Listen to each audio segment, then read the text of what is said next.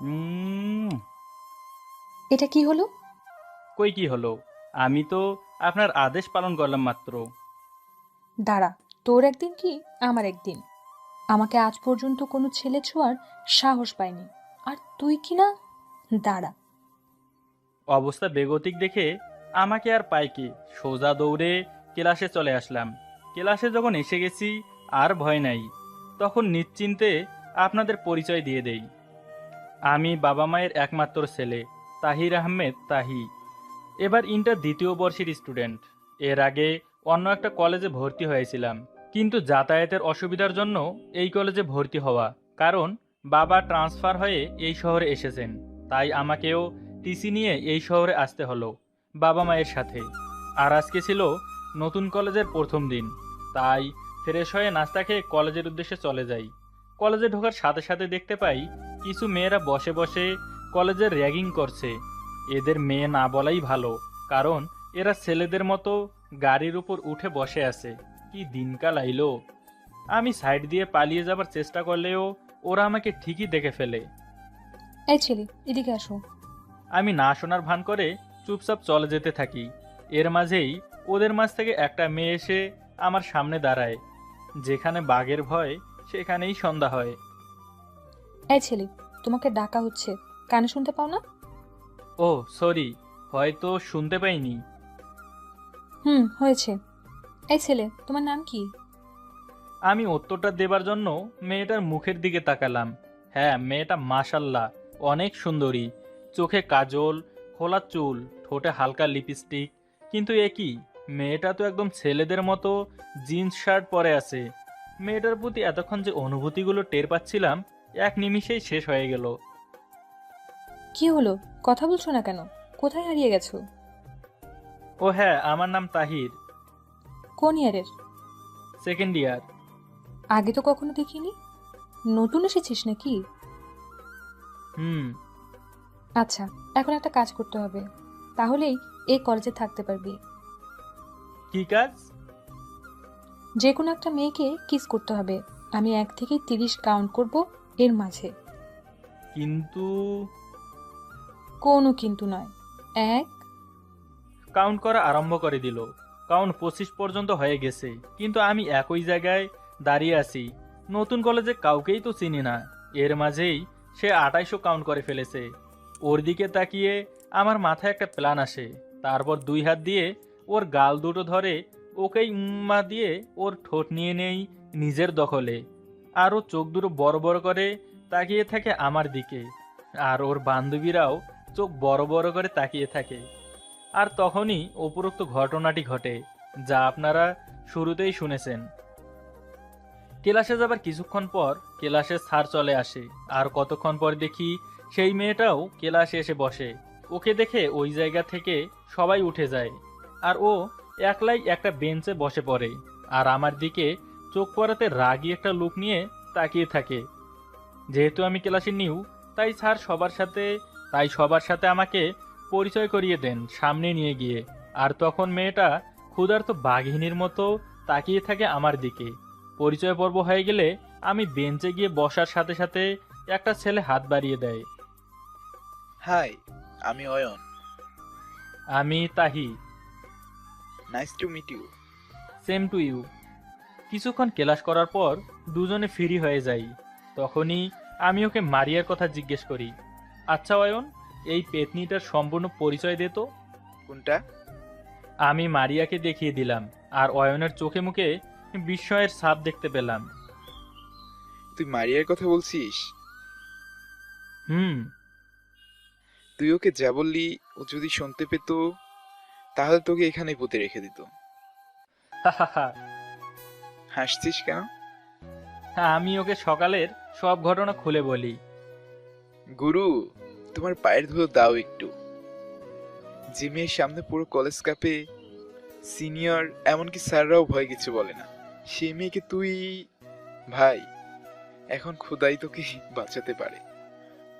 কেন? একবার এক সিনিয়র ওকে প্রপোজ করায় কোথা থেকে একটা হরিস্টিক নিয়ে এসে যে কি মারটা দিল, বেচারা পুরো একটা মাস হসপিটালে কাটাতে হয়েছে।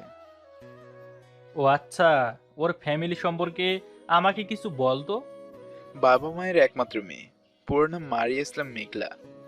কিন্তু মা 7 বছর আগে একটা অ্যাক্সিডেন্টে মারা যায়। বাবা কোটিপতি ব্যবসায়ী, মেয়ের দিকে পর্যাপ্ত সময় দিতে পারে না, তাই মেয়ের এই অবস্থা। খুব রাগী আর জেদি। ও, ভাই, হুহাস তোকে কি করে কে জানে। কিছুই হবে না, দেখে নিস। এতটা কনফিডেন্ট? কারণ আমি এখনই ক্লাস থেকে পালাতে চলেছি। বাই, ভালো থাকিস। সোজা এক দৌড় দিলাম, কারণ মারিয়াকে জানালা দিয়ে দেখতে পেলাম কিছু ছেলেপেলে নিয়ে আমাদের ক্লাসের দিকে আসছে। ওদিকে মারিয়া এসে তাহিকে খুঁজে পায় না ক্লাসে। এদিকে আমি বাসায় এসে ফ্রেশ হয়ে একটু খেয়ে ঘুম দিলাম, আর ঘুম থেকে উঠে একটু বাহিরে বাইক নিয়ে চলে গেলাম। যদিও বাইক চালানোর সঠিক প্রশিক্ষণ নেইনি, কারণ নিউ কিনেছি, তাই একটু আস্তেই চালাচ্ছিলাম। কিছুক্ষণ পর দেখলাম একটা সাইকেলও আমার চেয়ে আগে চলে গেছে, তাই আমিও স্পিড বাড়িয়ে দিলাম। আর তখনই কেউ রাস্তার মাঝে এসে পড়ায় বাইকের কন্ট্রোল হারিয়ে দিলাম বাইক থেকে এক ঝাঁপ। যা আছে কপালে, এতক্ষণে নিশ্চয়ই আল্লাহর কাছে পৌঁছে গেছি। মনে মনে আল্লাহকে ডাকছি, হে আল্লাহ, এত তাড়াতাড়ি আমাকে তোমার কাছে তুলে নিলে। আমার তো এখনো বিয়েই হয়নি। খুব ইচ্ছা ছিল হুজুর নিয়ে একটা মেয়েকে বিয়ে করব, কিন্তু তা পূরণ হতে দিলে না। কিন্তু যে জায়গায় পড়েছি তা নরম নরম লাগছে কেন, একদম তুলার মতো। এই শয়তান ছেলে, ওঠ। কথাটা শোনার সাথে সাথে দেখলাম আমি কারো ওপর পরে আছি, আর সে আমার নিচে। আর মেয়েটাকে দেখে চমকে উঠলাম। সকালের সেই মেয়েটা, সে আমার নিচে আর আমি তার ওপরে। তার রাগী দৃষ্টি আমার চোখের দিকে, আর তার ঠোঁট জোড়াও কাঁপছে। আমি অপলকভাবে তার চোখের দিকে তাকিয়ে রইলাম। কি হলো, উঠছিস না কেন? আউচ, আমার কোমরটা গেল। আমি তার কথা শুনেই উঠে বসে পড়লাম আর ওর দিকে হাত বাড়িয়ে দিলাম, কিন্তু ও আমার হাত না ধরেই একা একা উঠে পড়লো আর বলল, শোন, এই মারিয়া কারো কাছ থেকে কোনো সময় হেল্প নেয় না, বুঝলি? আমি হাতটা সরিয়ে নিলাম। এখন তোকে আমি শেষ করে দেব। সকালে আমাকে ওটা করেছিস, আর এখন এভাবে সুপারম্যানের মতো আমার গায়ে ঝাঁপ দিয়েছিস কেন রে? আর জায়গা ছিল না? এদিকে আমার কোমরটা হয়তো শেষ। সরি, আমি বাইকের নিয়ন্ত্রণ হারিয়ে ফেলেছিলাম। তাই বলে আর কোথাও জায়গা পাসনি? দাঁড়া, আজ তোকে কেটে এখানে দুটুকরো করে দিব। আমি আমার বাইকটা উঠিয়ে স্টার্ট দিয়ে দিলাম এক টান। পেছন থেকে শুনতে পেলাম মারিয়া অনেক কিছু বলছে, কিন্তু আমি সেদিকে ভ্রুক্ষেপ দিলাম না। বাসায় গিয়ে দেখি হাতটা কিছুটা ছিলে গেছে, তাই সেখানে ডেটল দিয়ে ধুয়ে তারপর ব্যান্ডেজ করে ফেললাম। রাতে খেতে গেলেই আম্মু ব্যান্ডেজটা দেখে ফেলে। কিরে, হাতে কি হয়েছে? এই তো সামান্য কেটে গেছে। বল, কোথায় কি দুষ্টুমি করে এসেছিস? সত্যি বলছি, কিচ্ছু করিনি। দাঁড়া, তোর বাবা আসলে তোর নামে বিচার দেব। আম্মুর এ কথা শুনে আমার ভয়ে কলিজা শুকিয়ে গেল, কারণ আব্বুকে আমি খুব ভয় পাই। একদম গম্ভীর প্রকৃতির একজন মানুষ, মুখে কোনো সময় হাসি দেখা যায় না। যাক, আর খাওয়া হয়ে গেছে। রুমে গিয়ে দরজায় সিটকিনি লাগিয়ে ঘুমিয়ে পড়লাম। পরদিন কলেজে যাওয়ার সাথে সাথে কেউ আমার শার্টের কলার ধরে টেনে নিয়ে গেল। আমি ওর হাতের দিকে তাকিয়ে দেখি একটা হকি স্টিক নিয়ে এসেছে, তাই ভাবলাম এখন ওকে সরি বলে পরেরটা দেখা যাবে। আই এম সরি মিস পেতনি বলেই মুখটা চেপে ধরে ফেললাম। হায় আল্লাহ, এটা কি বলেছি! মারিয়ার দিকে তাকিয়ে দেখি আমার দিকে এমনভাবে তাকিয়ে আছে যেন আমাকে এক্ষুনি গিলে খাবে। কি বললি তুই? কলার চেপে ধরে একেবারে আমার মুখের কাছে এসে আমার চোখের দিকে তাকিয়ে আছে। সরি। তোর মতো ফাজিল আমি আজ পর্যন্ত দেখিনি। তুই আস্ত একটা ফাজিল। Same to you. কি বললি? না, আপনার কানে সমস্যা আছে, আমি কিছুই বলিনি। না বললেই সেটা তোর জন্য ভালো। এখন চুপচাপ ক্লাসে যা। আমি চুপচাপ ক্লাসে এসে বসে পড়লাম। এর মাঝে স্যার চলে আসে আর আমি সামনের বেঞ্চে গিয়ে বসে পড়ি। সবাই একটু অবাক হয়ে আমার দিকে তাকিয়ে থাকে, কারণ মারিয়ার অনুমতি ছাড়া এখানে কেউ বসার সাহস পায় না। স্যার ক্লাসে আসলে মারিয়া আমাকে ওর জায়গায় বসতে দেখে আরেক দফায় অবাক হয়, কিন্তু ক্লাসে স্যার থাকায় চুপচাপ আমার পাশে বসে পড়ে। ক্লাস চলাকালীন সময়ে মারিয়া কিছুক্ষণ পর পর রাগী একটা লুকে আমার দিকে তাকিয়ে থাকে। আমি সাথে সাথে ওকে একটা ভেংচি মেরে দেই। এতে ও আরেক দফায় অবাক হয়ে চোখ বড় বড় করে এমনভাবে তাকায় যেন চোখ দিয়ে আগুন বের হবে। আমি ওর দিক থেকে চোখ সরিয়ে পড়ায় মনোযোগ দেই। কিছুক্ষণ পর ও আমাকে পাশে বসে খোঁচাতে শুরু করে, আর আমি বিরক্ত নিয়ে ওর দিকে তাকাই। চোখ দিয়ে ইশারা করে জানতে চাই কি হয়েছে। ও দেখায় যে ওর কলমের কালি শেষ, তাই আমার কাছ থেকে একটা কলম ধার চায়। অসহায় দৃষ্টিতে তাকিয়ে আছে, ফান্দে পড়লে বগাও কান্দে। আমি একটা হাসি দেই, বিজয়ী হাসি, আর ওর দিক থেকে চোখ সরিয়ে নিজের পড়ায় মনোযোগ দেই। ও ক্লাসের অন্য কারোর কাছ থেকে চায় না, কারণ ভয়ে কেউ ওর সাথে কথা বলে না। ও চুপচাপ মন খারাপ করে বসে থাকে। একটু পর আর চোখে তাকিয়ে দেখি ও মনমরা হয়ে বসে আছে। আমি ভালোভাবে তাকিয়ে দেখি ফর্সা গায়ের রং, চোখ দুটো অসম্ভব পরিমাণে মায়াবী, আর চুলগুলো প্রবহমান ঝর্ণার মতো এঁকে বেঁকে নেমে গেছে। কিন্তু আবার সেই জিন্স শার্ট প্যান্ট। ও কি জানে শাড়ি পরলে ওকে কত মায়াবী লাগবে? ওকে নিয়ে হয়তো একটা উপন্যাস লিখে ফেলা যাবে, ওর সৌন্দর্য নিয়ে। কিন্তু এ কি, আমি ওকে নিয়ে এত ভাবছি কেন? নিজেকে সামলে নিয়ে ওর দিকে কলম বাড়িয়ে দেই। কলমটা পেয়ে ওর ফেসে খুশির আভাস ফুটে ওঠে। ও আমার দিকে হাসি মুখে তাকায়। আমি আর চোখে সেটা দেখলেও না দেখার ভান করে থাকি। ক্লাস শেষে স্যার চলে গেলে ও নিজেই আমার দিকে হাত বাড়িয়ে দেয়। Can you become my friend? Sorry, আমি মেয়েদের সাথে ফ্রেন্ডশিপ করি না, আর আপনার মতো একটা মেয়ে ছেলের সাথে তো একেবারেই না। বাই। আমি ব্যাগটা নিয়ে সেখান থেকে চলে আসি, আর ক্লাসের সবাই অবাক হয়ে তাকিয়ে থাকে।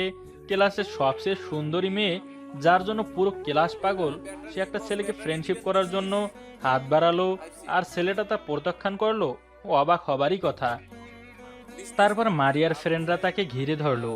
ওর একটা বান্ধবী ওকে বলতে লাগলো, মারিয়া, এই প্রথম তুই কোনো ছেলের সাথে ফ্রেন্ডশিপ করতে চাইলি, আর সে না বলে চলে গেল। আমার ভাবতেই ঘৃণা হচ্ছে। আর একজন বলতে লাগলো, সি, তোকে বলে গেল তুই নাকি মেয়ে ছেলে। আমার ভাবতেও গা গুলিয়ে যাচ্ছে। মারিয়ার এসব কথা শুনে রাগে মাথায় আগুন ধরে গেল। সে চুপচাপ কাউকে কিছু না বলে ক্লাস থেকে বেরিয়ে পড়লো, আর তার গাড়িতে উঠলো না। হেঁটে হেঁটে বাড়ির পথ ধরলো। মারিয়া কিছু দূর যেতে না যেতেই ঝুপঝুপ করে বৃষ্টি শুরু হলো, কিন্তু তার সেদিকে কোনো খেয়াল নেই। সে শুধু নিজের অপমানের কথাই ভাবছে। এই প্রথম কোনো ছেলের জন্য এত বাজেভাবে অপমানিত হলো। মারিয়ার চোখ থেকে পানি বের হয়ে যায়। যদিও অনেক নামি দামি ছেলে মারিয়াকে প্রপোজ করেছে, কিন্তু মারিয়াকে পাওয়ার মতো ভাগ্য কারো ছিল না। মারিয়া ভিজতে ভিজতেই বাড়ি চলে গেল। তার চোখ দিয়ে আগুন বের হচ্ছে। অন্যদিকে আমি বাসায় এসে ফ্রেশ হয়ে খেয়ে নিলাম, তারপর দিলাম লম্বা একটা ঘুম। বিকেলে ঘুম থেকে উঠে ফ্রেশ হয়ে ছাদে চলে গেলাম। গিটারটা নিয়ে টুংটাং সুর তোলার চেষ্টা করছি, তখনই মারিয়ার কথা মনে পড়ল। মেয়েটাকে ফিরিয়ে দিলাম, কিন্তু এতে তো ও ক্লাসের সবার সামনে অপমান হলো। না, কাজটা ঠিক করিনি।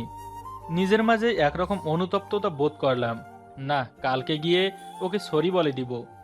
সন্ধ্যায় টুকটাক পড়াশোনা করে খেতে নিচে চলে গেলাম। সেখানে গিয়েই বাবার সাথে দেখা। কিরে, তোর নাকি হাত কেটে গেছে? সেটা তোমার না জানলেও চলবে, আমি অন্যদিকে মুখ ঘুরিয়ে বললাম। তাহি বাবা, কি বলছিস এগুলো? হ্যাঁ, ঠিকই বলেছি। উনি সারাদিন ওনার মিটিং, বিজনেস এসব নিয়েই থাকুক। আমাদের দিকে তাকানোর টাইম কই ওনার।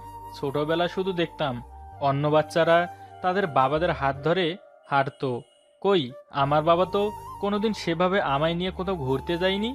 সুতরাং এখন এতটা কনসার্ন না দেখালেও চলবে। তুই ভুলে যাচ্ছিস, তুই এখনো যা খাচ্ছিস সব আমার টাকা দিয়ে। ও আচ্ছা, তাহলে তোমার খাবার তুমিই খাও। খাবার ছেলে চলে এসে রুমের দরজা লাগিয়ে শুয়ে পড়লাম। এদিকে তাহিয়ের বাবা তাকিয়ে রইল ওর যাওয়ার দিকে। তার দীর্ঘশ্বাস ছাড়া অন্য কিছুই করার ছিল না, কারণ তাহি যা বলছে সবটুকুই সত্যি। আমি চলে আসার পর মা বাইরে থেকে অনেক ডাকাডাকি করলেও আমি দরজা না খুলে ওভাবেই ঘুমিয়ে পড়লাম। সকাল সকাল মা খাবার নিয়ে এসে হাজির রুমের সামনে। মা, এগুলো কি? আমি বলছি তো খাবো না। বাবা, কাল রাতেও কিছু খাসনি, এখন প্লিজ কিছু খেয়ে নে। উফ, কতবার বলবো যে আমি খাবো না? তুই যদি না খেয়ে যাস তাহলে আমার সাথে কিছু খারাপ হবে, দেখে নিস। ধুর, দিলা তো ইমোশনাল ব্ল্যাকমেল করে। আমি আবার ইমোশনাল ব্ল্যাকমেল সহ্য করতে পারি না। তাই খেয়ে কলেজের জন্য বেরিয়ে পড়লাম।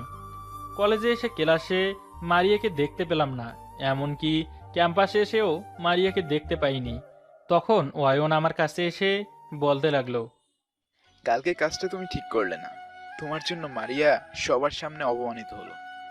সরি, কিন্তু ও কোথায়? ও ওদের বাসায় আছে। কালকে রেগে গিয়ে যত কাছের জিনিস ছিল সব ভেঙে ফেলেছে। এই প্রথম ও কারো কাছে এত অপমানিত হলো। ও নাকি কলেজ ছেড়ে দিবে।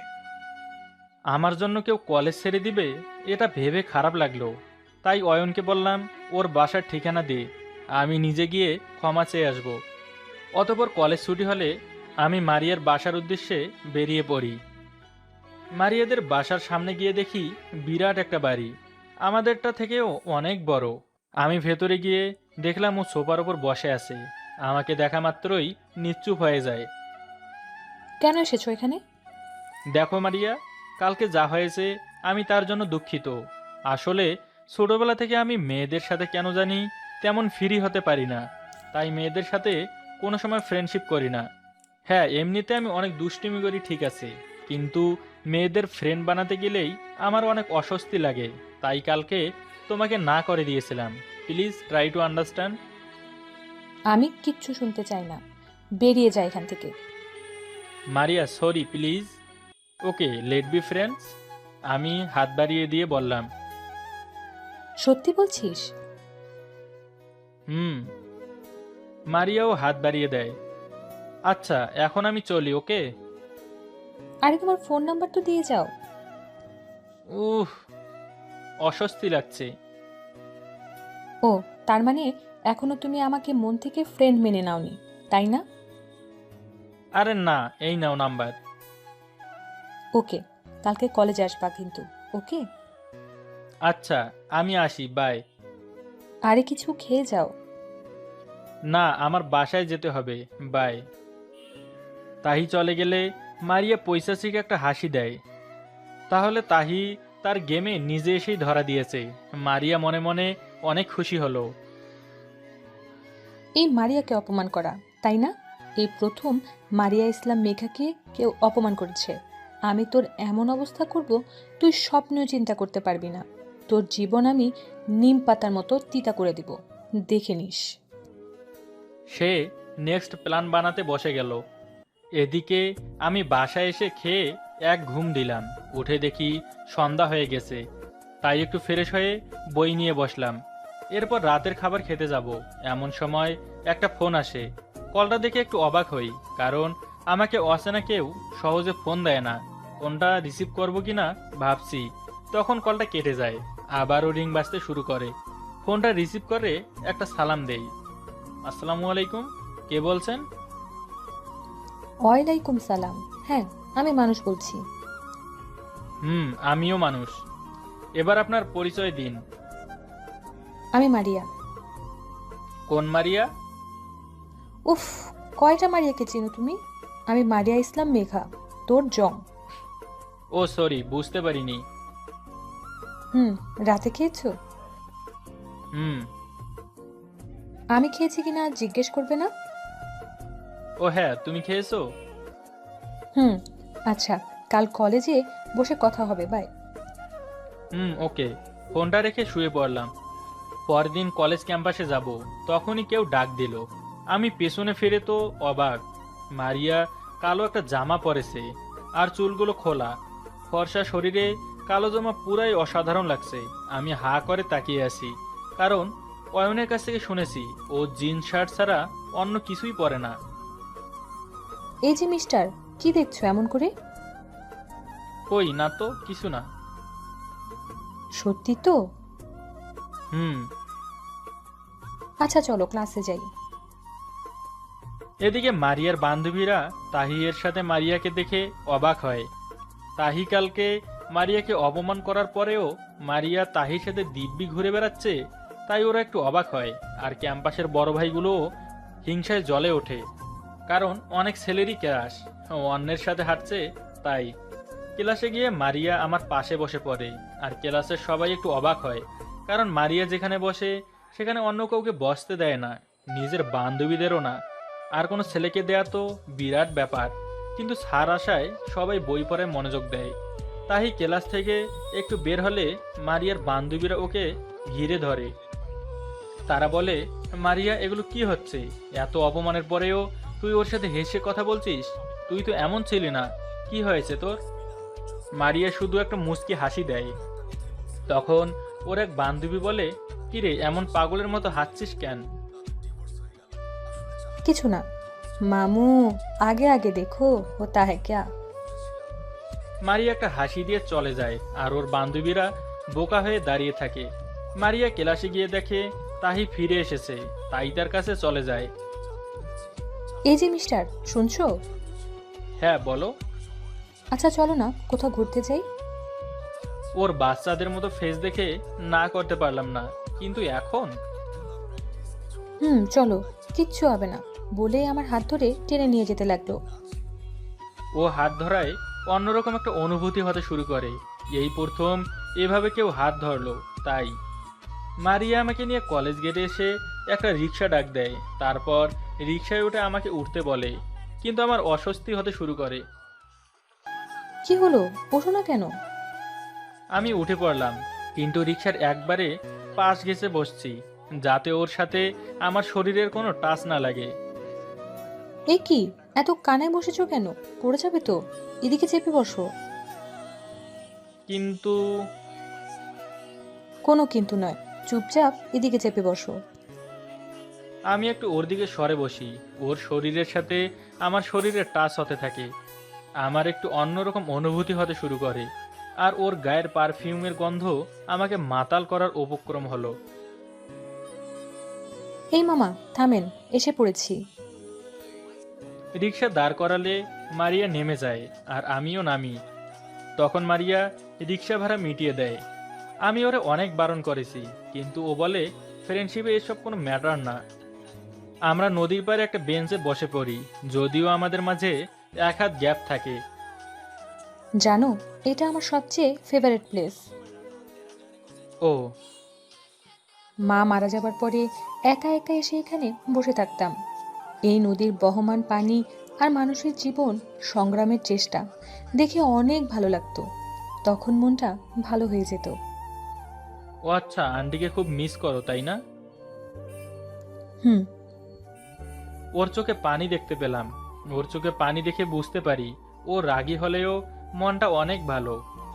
আচ্ছা চিন্তা করো না, আমাদের জীবনে এমন অনেক কিছুই আসে তাই না? কিন্তু সব তো আমরা ধরে রাখতে পারি না, তেমন মানুষ মরণশীল। সুতরাং এসব চিন্তা করে মন খারাপ করবে না, ওকে? হুম। আচ্ছা আমি এখন উঠি, আম্মু টেনশন করবে। আর কিছুক্ষণ বসো না। সরি, আমাকে যেতে হবে। It's okay. সেদিনের পর থেকেই মারিয়া অল টাইম আমার কেয়ার করা শুরু করে। অল টাইম খেয়েছি কিনা, কি করছি, সব ইনফরমেশন তার চাই। আর ক্লাসের ফাঁকে একজন আরেকজনের দিকে তাকিয়ে থাকা, ক্লাস না করে আড্ডা, নানা জায়গায় ঘুরতে যাওয়া, আমার দিকে তাকিয়ে ওর মুচকি মুচকি হাসা, ওর মায়াবী মুখটা দেখে লুকিয়ে লুকিয়ে ফুসকার আড্ডা, সব আমার জীবনের অনেক অংশ হয়ে যায়। মারিয়াকে দেখে মনে হয় হয়তো আমাকে পছন্দ করে, আর আমারও ওকে ভালো লাগে। ওর মায়াবী মুখটা, ওর কেয়ার, শাসনগুলো সব কিছুই ভালো লাগে। আচ্ছা আমি কি ওকে ভালোবাসি? নিজেকে নিজে প্রশ্ন করলেও কোনো উত্তর পাই না, কিন্তু চোখ বন্ধ করলেই ওর মুখটা দেখতে পাই। একদিন হঠাৎ ও ফোন করে, তখনই দেখা করতে যেতে বলে। আমি বুঝতে পারছি না কেন এত আর্জেন্ট দেখা করতে বলছে, তাই টেনশন করতে করতে চলে যাই। গিয়ে দেখি মারিয়া আগেই সেখানে বসে আছে। মারিয়া, কি হয়েছে তোমার? এত জরুরি কেন ডাকলে? তুমি ঠিক আছো তো? আরে তেমন কিছু না, কাল তো পহেলা বৈশাখ আর কলেজে অনুষ্ঠান, কাল কলেজে অনুষ্ঠানে কি পরে আসবে তুমি?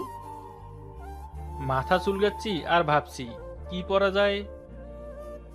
আমি আগেই বুঝেছি তুমি সিলেক্ট করতে পারবে না, তাই তোমার জন্য এটা নিয়ে এসেছি। প্যাকেটটা হাতে নিয়ে দেখি একটা লাল পাঞ্জাবি। এটা কার? এটা তোমার জন্য এনেছি, কাল এটা পরেই আসবে, ওকে? ওকে, বাট তোমার জন্য তো কিছু আনলাম না।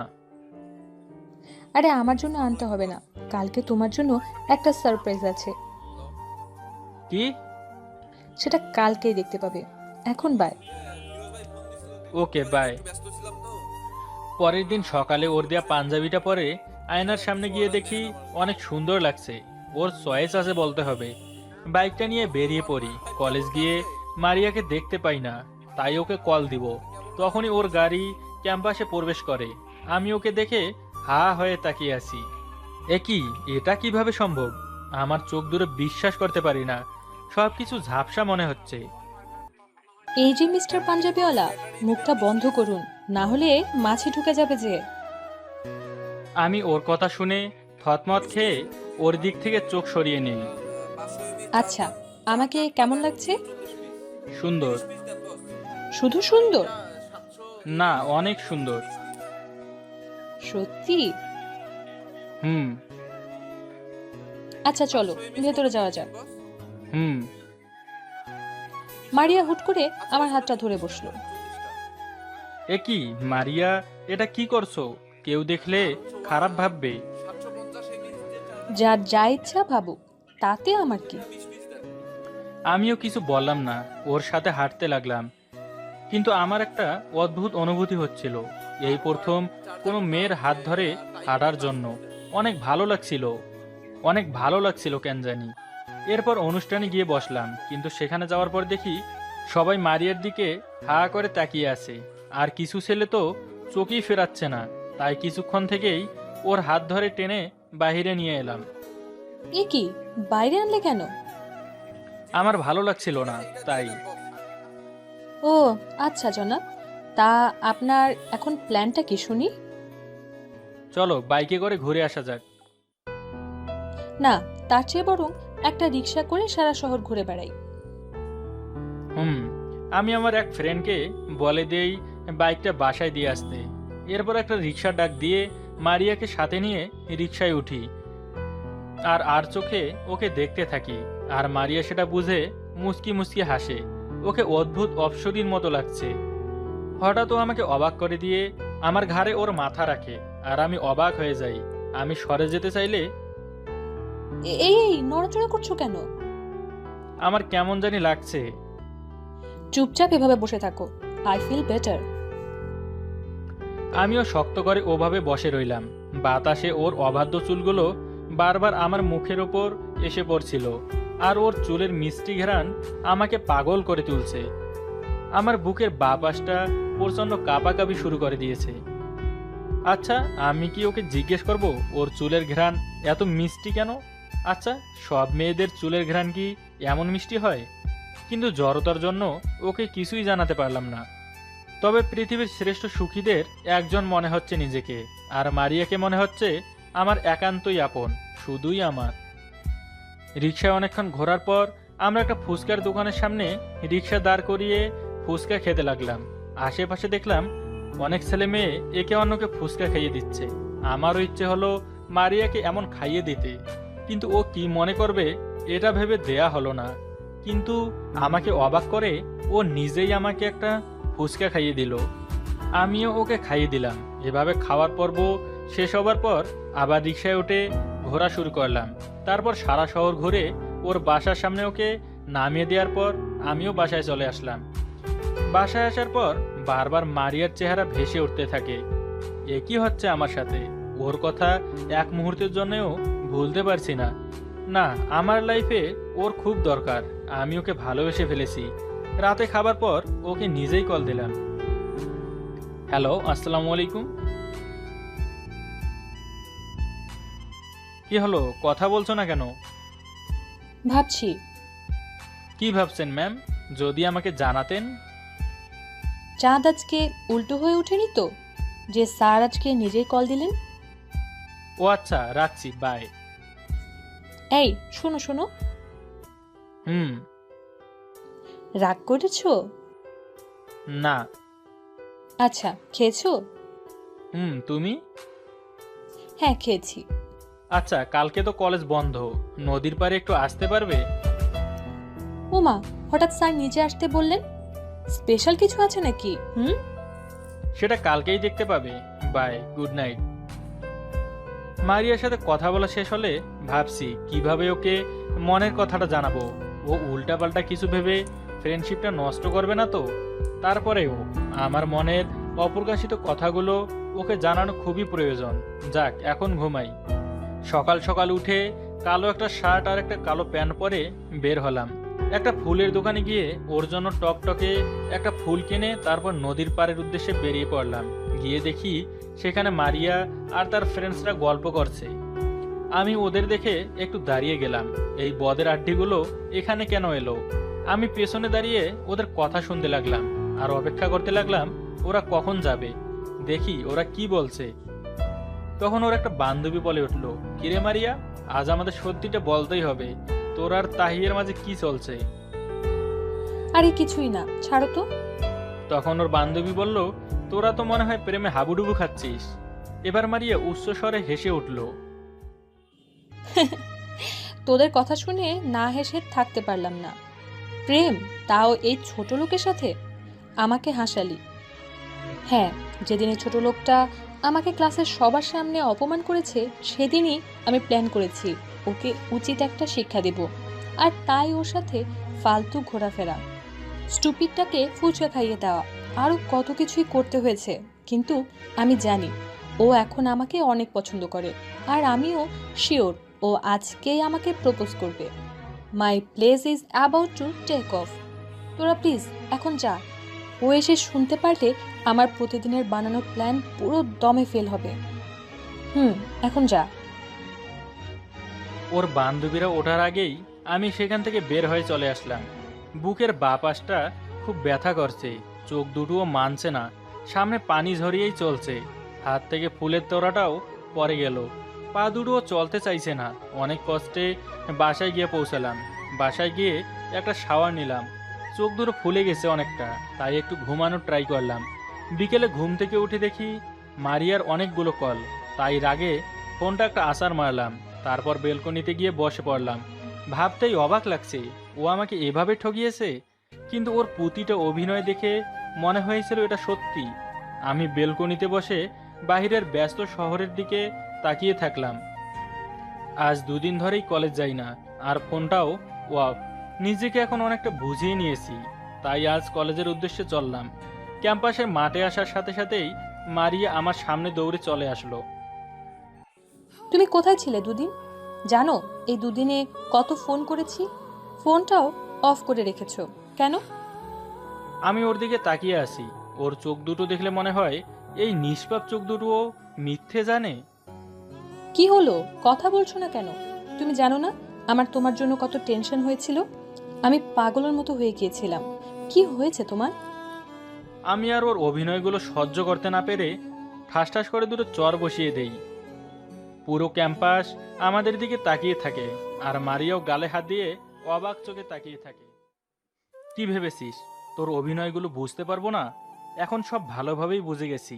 তোর অভিনয় অনেক ভালো অভিনয় করতে পারিস। দয়া করে আমার সামনে আর আসবি না। তোর মুখটা দেখতেও ইচ্ছে করছে না, ফালতু কোথাকার, বলে রাগে ওর সামন দিয়ে ক্লাসে গিয়ে বসলাম। এদিকে মারিয়া এখনো গালে হাত দিয়ে আছে। তার প্ল্যান এত বাজেভাবে ফেল করবে তা সে কিছুতেই বুঝতে পারেনি। সে গালে হাত দিয়ে পুরো চারপাশ তাকিয়ে দেখলো সবাই ওর দিকে অবাক হয়ে হা করে তাকিয়ে আছে। মারিয়া অপমানে রাগে কাঁপতে কাঁপতে বাসায় চলে গেল। বাসায় গিয়ে রাগে নিজেকে কন্ট্রোল করতে না পেরে নিজের হাতের শিরার ওপর বেলাট দিয়ে এক টান দিল, আর হাত থেকে গলগল করে রক্ত বের হচ্ছিল। মারিয়া ব্যথায় একটা চিৎকার দিল। তার বাবা বাসায় ছিল। সে হঠাৎ মারিয়ার রুমে এসে দেখে মারিয়া অজ্ঞান হয়ে পড়ে আছে আর হাতের শিরা কাটা। সে দ্রুত রক্ত বন্ধ করার ব্যবস্থা করে মারিয়াকে তখনই হসপিটালে নিয়ে গেল। এদিকে আমি ক্লাসে আসার পর মারিয়ার বান্ধবীরা আমার কাছে এসে বলে কাজটা আমি ঠিক করিনি। তখন আমি তাদের বললাম, ঠিক বলেছেন, চটা ওর গালে না মেরে আপনাদের গালে মারা উচিত ছিল। আপনার বান্ধবী ভুল করছে আর আপনারা তার সঙ্গ দিচ্ছিলেন। একবারও বলেননি যে ও যা করছে সেটা অন্যায়। আসলে দোষ ও করেনি, দোষটা আপনাদের। চড়াটা আপনাদের মারা উচিত ছিল। সত্যিকারের বন্ধুরা বন্ধুদের ভুল ধরিয়ে দেয়, তারা এভাবে কারো সাথে অন্যায় করতে সাহায্য করে না। আমার কথা শুনে ওর বান্ধবীরা মাথা নিচু করে রইল।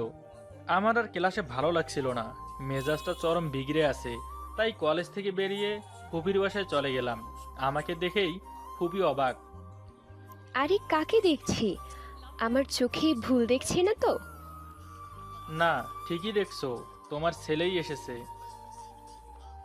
ও তো মহারাজ, আমাদের বাসা থেকে আপনাদের বাসার দূরত্ব মাত্র 1 ঘন্টা 20 মিনিট, কিন্তু গত 2 বছরেও আপনার দর্শন পেলাম না। আজ হঠাৎ সূর্য কোন দিক দিয়ে উঠলো শুনি? আচ্ছা, আমি তাহলে আসি। এখান থেকে এক পা নড়লেও তোর ঠ্যাং ভেঙে ফেলবো। আমি কাউকে ভয় পাই না, শুধু আল্লাহ ছাড়া। পিচ্ছি শয়তান একটা। আচ্ছা ভাইয়া, ভাবি কেমন আছে? ভালো আছে। আচ্ছা, একটু রেস্ট নে, আমি তোর জন্য নাস্তার ব্যবস্থা করছি। আচ্ছা ফুপি, আলো কোথায়? আছে, নিজের ঘরে গিয়ে দেখ। ও, পরিচয় দিয়ে দেই। আলো হচ্ছে আমার ফুপা ফুপির একমাত্র মেয়ে। আমার সাথেই পড়ে, তবে অন্য কলেজে। দোতলায় গিয়ে আলোর ঘর চিনতে মোটেও অসুবিধা হলো না। আমি দেখলাম ও বই পড়তেছে। এই মেয়ের আবার এই রোগ, ছোটবেলা থেকেই বই ছাড়া কিচ্ছু বোঝে না। যদি কেউ জিজ্ঞেস করে তোমার প্রিয় জিনিস কি, তার উত্তর হবে বই। যদি কেউ জিজ্ঞেস করে তোমার কি সবচেয়ে বেশি ভালো লাগে, ও বলবে বই পড়া। যদি জিজ্ঞেস করে তুমি সব থেকে কাকে বেশি ভালোবাসো, ও বলবে বইকে। মানে ওর পুরো লাইফটা বইকে বিসর্জন দিয়ে ফেলেছে। মাঝে মাঝে ভাবি, ফুপা ফুপি কি ওর জন্মের পরেই ওর হাতে বই ধরিয়ে দিয়েছিল, যে ও বইয়ের জন্য এত পাগল? যাক, বাদ দেই। ওর রুমের সামনে গিয়ে দেখি দরজা খোলা। ঢোকার সাথে সাথেই দেখতে পাই আমার অনুমান ঠিক, চশমিশটা বই পড়ছে। কিরে চশমিশ, কি করিস? ও আমায় দেখে ভূত দেখার মতো চমকে উঠল। কখন এলে? এই তো এখনই। ও আচ্ছা, মামা মামি কেমন আছেন? ভালো। আচ্ছা, তুই কি কোনোদিন বইকে ছাড়তে পারবি না, এই গোল চশমাটার মতো? হুম, আবার বই পড়ায় লেগে গেল। হায় আল্লাহ, আমরা বই পড়তে গেলে ফোনটা চিৎকার দিয়ে বলে ওঠে, তুমি আমার জায়গা অন্য কাউকে দিতে পারলা জানু। আর তোর ক্ষেত্রে সব উল্টো। দেখ, আমাকে বই পড়তে দে, আমাকে ডিস্টার্ব করিস না। ওকে বলে ওর চশমাটা খুলে নিয়ে দৌড় দেই। এখন যত ইচ্ছে পড়। শয়তান, ওটা ছাড়া আমি দেখতে পাই না, প্লিজ ওটা দিয়ে দে। দিব, তবে একটা শর্ত আছে। তোদের এলাকাটা আমাকে ঘুরিয়ে দেখাতে হবে। আচ্ছা ঠিক আছে, এখন দে। প্রমিস তো? ওকে, প্রমিস। ওর চশমাটা ওর হাতে দিয়ে দেই। শয়তান, আমার ঘর থেকে বের হ। তখনই ফুপি নাস্তা নিয়ে ঘরে প্রবেশ করে। এই, তুই আমার ছেলেকে বের হতে বলছিস? তোর সাহস তো বেড়ে গেছে। দেখো না ফুপি, আমি এতদিন পর এলাম, আমার সাথে কেমন ব্যবহার করছে। আলো চোখ দুটো বড় বড় করে রাগী চোখে তাকিয়ে রইল আমার দিকে। শোন, এসব বই পড়া এখন বাদ দে। ও এসেছে, বিকেলে ওকে নিয়ে আমাদের শহরটা একটু ঘুরিয়ে আনবি, ওকে? ও চোখ দুটো কর্মর করে আমার দিকে তাকিয়ে হ্যাঁ বলল। ফুপি চলে গেল। আমি ওর বিছানায় শুয়ে পড়ি। কিরে, কেমন দিলাম? আমার সাথে পাঙ্গা নিবি না, বুঝলি? শয়তান, আজ তোর একদিন কি আমার একদিন। একটা বালিশ আমার দিকে ছুঁড়ে মারলো, আমিও একটা বালিশ পেয়ে ওর দিকে ছুঁড়ে মারলাম। দুজনে এভাবে বালিশ ছোড়াছুড়ি চালাতে থাকলাম। কতক্ষণ পর দুজনে শান্ত হয়ে দেখি রুমের অবস্থা 12টা। শয়তান, তুই আমার রুম নষ্ট করে দিলি, এক্ষুনি গুছিয়ে দিবি। আপনি যার সাথে কথা বলছেন সে এখন আউট অফ রিসিবল আছে, কিছুক্ষণ পর আবার ডায়াল করুন, ধন্যবাদ। এই বলে আমি ওর রুম থেকে কেটে পড়লাম। আর আলো আমার 14 গোষ্ঠী উদ্ধার করতে লাগলো। এদিকে হসপিটালে মারিয়াকে নিয়ে আসার পর ডাক্তার তার বাবাকে বলে আর এক মুহূর্ত দেরি হলেও ওকে আর বাঁচানো যেত না। ওর বাবা মেয়ের এমন কাণ্ড কেন করলো ভেবে পাচ্ছে না, কিন্তু তার কাছে মারিয়া ছাড়া আর কিছু নেই। সে মারিয়ার সব ইচ্ছে পূরণ করেছে। ছোট থেকে সে মারিয়ার খুশির জন্য যা ইচ্ছে তাই করতে পারে। এখন মারিয়ার জ্ঞান ফিরলেই জানা যাবে মারিয়া কেন এমন করেছে। মারিয়ার বাবা মারিয়ার কাছে বসে পড়ে। বিকেলে মারিয়ার জ্ঞান ফিরলে তার বাবা তাকে প্রশ্ন করে সে কেন এমন করেছে। মারে, তুই কেন এমন করলি? তোর কি লাগবে বল, আমি আমার সাধ্যমতো তোকে এনে দিব। বাবা, আমি বাসায় যেতে চাই, এখন কিছু ভালো লাগছে না। তোর কি লাগবে বল, আমি আমার সাধ্যমতো তোকে এনে দিব। বাবা, বললাম তো আমার ভালো লাগছে না, আমি বাসায় যেতে চাই। মারিয়ার বাবা মারিয়াকে নার্সের সাথে গাড়িতে নিয়ে বাসার উদ্দেশ্যে রওনা দেয়। এদিকে বিকেলে আলো আমাকে নিয়ে ঘুরতে বের হয়। ওর সাথে হাঁটছি, কিন্তু ও বারবার এদিক ওদিক তাকাচ্ছে, আর ওর চোখে ভয়ও দেখতে পাচ্ছি। নিশ্চয়ই কোনো রহস্য আছে। এদিকে মারিয়া গাড়িতে যাবার সময় দেখতে পায় তাহি অন্য একটা মেয়ের সাথে ঘুরছে। তখনই তাহির চর মারার দৃশ্যটা ওর মনে পড়ে যায়। ওর চোখে আগুন জ্বলতে থাকে। এই প্রথম তার গায়ে কেউ হাত তুলেছে। এদিকে আমি আলোর সাথে হাঁটছি। হঠাৎ সামনে একটা ছেলেকে দেখে ও থমকে দাঁড়ায়, আর ছেলেটা ওকে দেখে থমকে দাঁড়ায়। তারপর আলো অন্যদিকে ফিরে দাঁড়ায়, আর ছেলেটা আমাদের কাছে চলে আসে। সি আলো, সি, তুমি আমার সাথে এমনটা করতে পারলা? আমাকে বাদ দিয়ে অন্য ছেলের সাথে ঘুরছো। আমার বুকটা ব্যথা হচ্ছে। কেউ আমাকে এক বোতল মদ দে, আমি খেয়ে গরিবের বাপ্পারাজ হয়ে যাই। আমি ছেলেটার কথা শুনে সপ্তম আশ্চর্যে পৌঁছে গেলাম, আর আলোর দিকে তাকিয়ে দেখি সে হাত দিয়ে ছেলেটাকে ইশারা করছে চলে যেতে। আমার ধারণাই ঠিক, কোনো ঘাপলা আছে।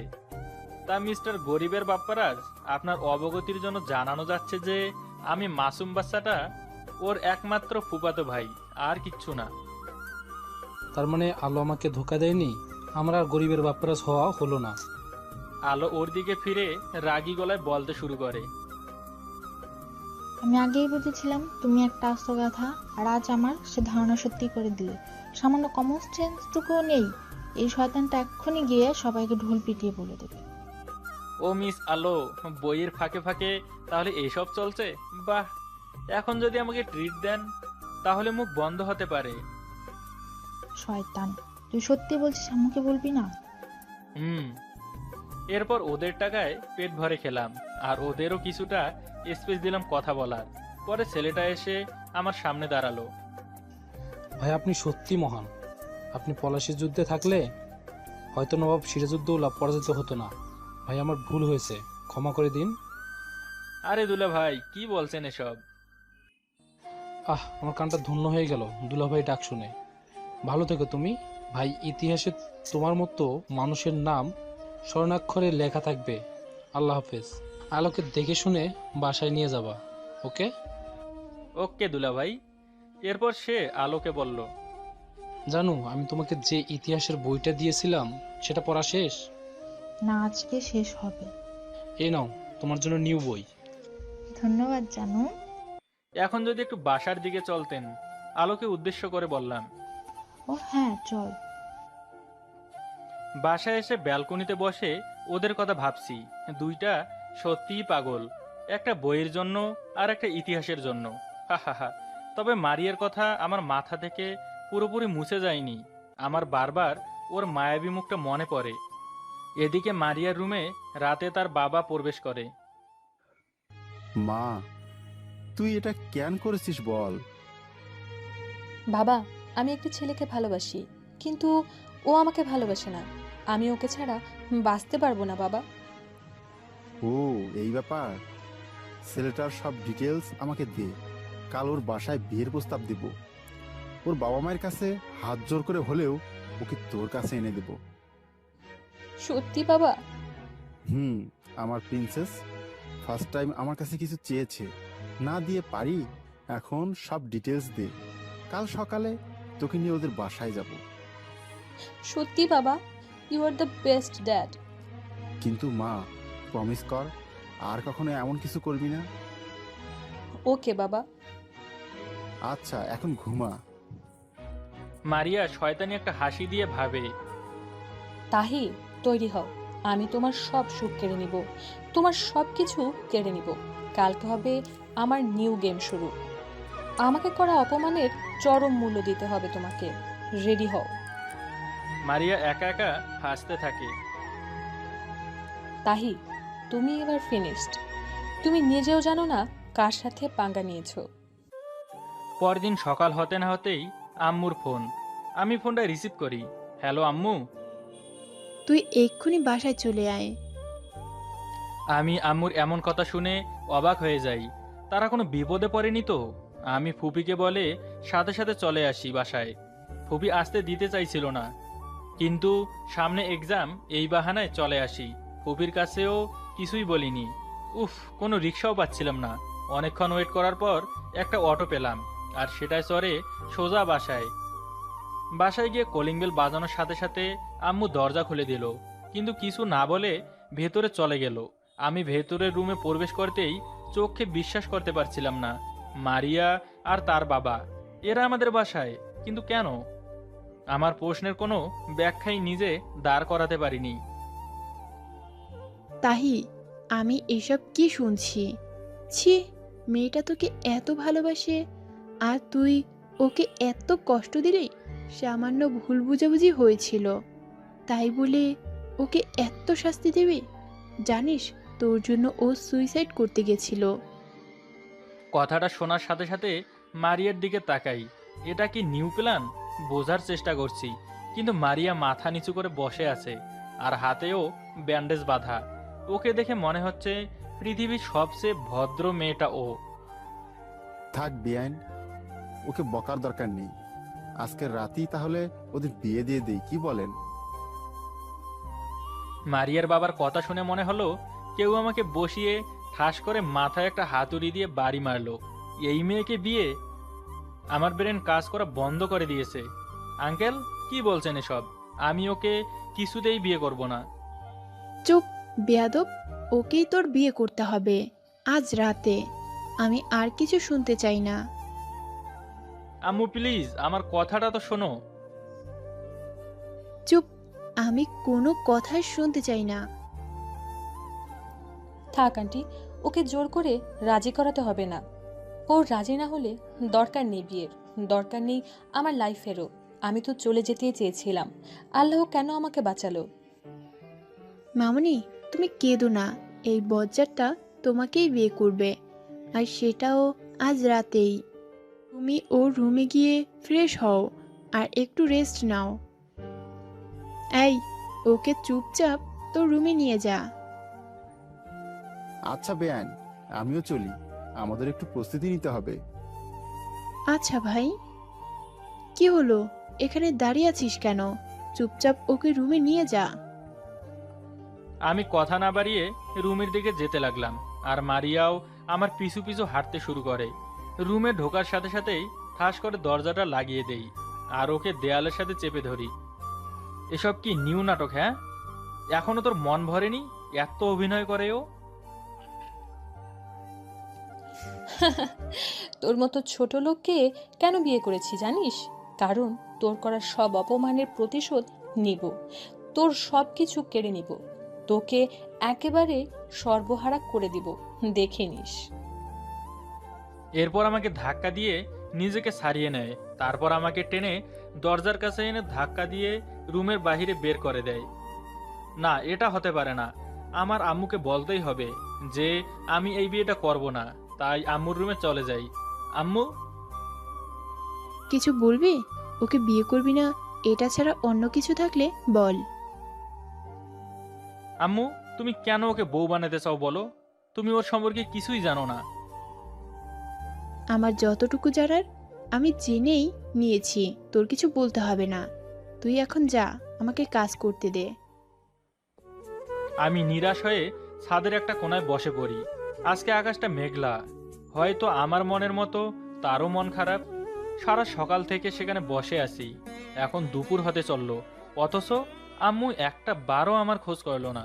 আমি যে সকাল থেকে কিছুই খাইনি সেদিকেও খেয়াল নেই তার। এদিকে পেটে ক্ষুধায় চোচো করছে। যাই একটু নিচে গিয়ে দেখি। নিচে যাবার সাথে সাথে আম্মু আমার সামনে এসে রাগী একটা লুক নিয়ে দাঁড়ালো। তোর কি কোনো কাণ্ডজ্ঞান নেই? কোথায় ছিলি? মেয়েটা তোর জন্য না খেয়ে বসে আছে। আমার জন্য না খেয়ে থাকতে কি আমি বলেছি? চুপচাপ ওকে ডেকে নিয়ে খেয়ে আয়। ধুর, আর ভাল লাগে না। রুমে গিয়ে অবাক হয়ে দেখি মারিয়ে বসে বসে বিরিয়ানি খাচ্ছে। এ কি, আম্মু তো বলল আপনি আমার জন্য না খেয়ে বসে আছেন। তোর মতো ছোট লোকের জন্য না খেয়ে বসে থাকবো? তুই এটা ভাবলি কি করে? আমার ভাবা ভুল হয়েছে। আমার ভালো লাগছিল না, তাই আমি গিয়ে বিছানায় শুয়ে পড়লাম। ঘুম থেকে উঠে দেখি সন্ধ্যা হয়ে গেছে আর বাবা আমার রুমে বসে আছে। কি হলো, তোর ঘুম ভেঙেছে? কিছু বলবা? এই নে, এগুলো পরে নিচে আয়, সবাই অনেকক্ষণ ধরে অপেক্ষা করছে। কিন্তু বাবা। কোনো কিন্তু নয়, রেডি হয়ে নিচে আয় তাড়াতাড়ি। শেষমেশ বাধ্য হয়েই বিয়েটা করতে হলো। এখন ছাদে দাঁড়িয়ে ভাবছি জীবনটা হয়তো এবার শেষ হয়ে যাবে। রাত 11:30টার দিকে রুমের দরজা খুলে ভেতরে প্রবেশ করলাম। দেখি মারিয়া বিছানায় শুয়ে আছে। আমিও বিছানায় শুতে যাব, তখনই। এই, তুই কি করিস? এখানে ঘুমাচ্ছিস কেন? তো কোথায় ঘুমাবো? সোফায় গিয়ে শুয়ে পড়। আমার রুম, আমার বাসা, আমার খাট। সো আমি খাটেই ঘুমাবো। দরকার হলে আপনি সোফায় গিয়ে শুয়ে পড়ুন। মারিয়া উঠে একটা বালিশ নিয়ে সোফায় গিয়ে শুয়ে পড়ল। আমিও ঘুমিয়ে পড়েছি। তখনই কেউ এসে বিছানায় শুয়ে পড়ল। এ কি, আপনি বিছানায় কেন এসেছেন? আমার ওখানে অনেক ভয় লাগছিল। এত সাহসী আপনি! আপনার ভয় লাগছে শুনে অবাক হলাম। কথা না বাড়িয়ে চুপচাপ শুয়ে পড়ো। আমি মাঝখানে একটা কোলবালিশ দিয়ে দিলাম। ভুলেও এটার ওপারে আসার চেষ্টা করবেন না, ওকে? আরে, ওটা তো আমার বলার কথা। এখন আমাকে ঘুমাতে দিন। তো বারণ করেছে কে? আমি কথা না বাড়িয়ে ঘুমিয়ে পড়লাম। সকালে উঠে দেখি মারিয়া একেবারে আমার গা ঘেঁষে শুয়ে আছে। ওর চুলগুলো কিছুটা ওর মুখের ওপর পড়েছে। ওকে দেখতে অনেক সুন্দর লাগছে। আমি কিছুক্ষণ ওর মুখের দিকে তাকিয়ে থেকে উঠে নামাজ পড়তে চলে গেলাম এবং একটু দেরি করেই ফিরলাম। এসে দেখি রুমে কেউ নেই। আমি বিছানায় একটু শুয়ে পড়লাম। কিছুক্ষণ পর ও একটা ব্ল্যাক 3 পিস পরে আসলো। আমি ওকে দেখে অবাক হলাম। এভাবে কি দেখছিস? ভুলেও অন্য কোনো চিন্তা মাথায় আনবি না, বলে দিলাম। না, আমার সে কপাল কোথায়। কিছু বললি? না। মারিয়া চুলগুলো তোয়ালে দিয়ে মুছে তারপর নিচে চলে যায় আর আমিও ফাঁকে শুয়ে থাকতে থাকতে ঘুমিয়ে যাই। এই যে শুনছিস? মারিয়া তাহিকে ঘুম থেকে ওঠানোর জন্য অনেক ডাকাডাকি করছে অনেকক্ষণ থেকে, কিন্তু তাহি ওঠার নামই নিচ্ছে না। মারিয়া আরো কতগুলো ডাক দিল, কিন্তু তাহি শুনতে পায় না। হঠাৎ এক বালতি পানি এনে আমার গায়ে ঢেলে দিল। আমি এক লাফে উঠে বসে পড়লাম। এগুলো কি হচ্ছে? কি শুরু করেছেন? তা এতক্ষণ ধরে ডাকছি, শুনতে পাচ্ছিস না? তাই বলে গায়ে সকাল সকাল এত পানি ঢেলে দিবেন? তোর লাইফটা এভাবে তেজপাতা বানাবো বলেই তো তোকে বিয়ে করেছি। আমি কিছু না বলে উঠে ফ্রেশ হয়ে নেই, তারপর নিচে খেতে চলে যাই। মা, খাবার দাও। নিজে নিয়ে খা। আমি আমার মেয়ের মাথায় তেল দিচ্ছি। আজব তো, আমার একটা বোন আছে আর আমি জানি না। কি? চুপ কর শয়তান, আমি মারিয়ার কথা বলছি। আল্লাহ, এই মেয়েটা আমার মাথা খেয়ে ফেলেছে। ওর আসল পরিচয় যদি জানতো যে ও আমার সাথে কি কি করেছে, তাহলে ঘাড় ধাক্কা দিয়ে বের করে দিত। আমি নিজেই নাস্তা বেড়ে তারপর খেয়ে একটু বাইরে চলে যাই। ফিরে এসে রুমে নক না করে ঢুকে যা দেখি তাতে আমার হাড় শীতল হয়ে যায়। মারিয়া গোসল করে একটা টাওয়াল পরে বের হয়েছে আর তাতে শরীরের অর্ধেকটাই দেখা যাচ্ছে। ফর্সা শরীরের দিকে তাকিয়ে আমার ঘোর লেগে যাচ্ছে, কিন্তু ও এখনো আমাকে লক্ষ্য করেনি। ওর টাওয়েলটা খুলে যেই নামলো, আমি চোখ বন্ধ করে একটা চিৎকার দিলাম। ও আমাকে দেখে আমার কাছে আসলো। এই, তুই চিৎকার করছিস কেন? আর হাত দিয়ে চোখ চেপে ধরে আছিস কেন? নিজের দিকে দেখুন, এখনো চোখ বন্ধ করেই আছি। মারিয়া নিজের দিকে তাকিয়ে দেখে সারা শরীরে কিচ্ছু নেই। ও দৌড়ে টাওয়েলটা নিয়ে গোসলখানায় ঢুকে যায় আর একটা শাড়ি কোনো মতে পেঁচিয়ে বের হয়।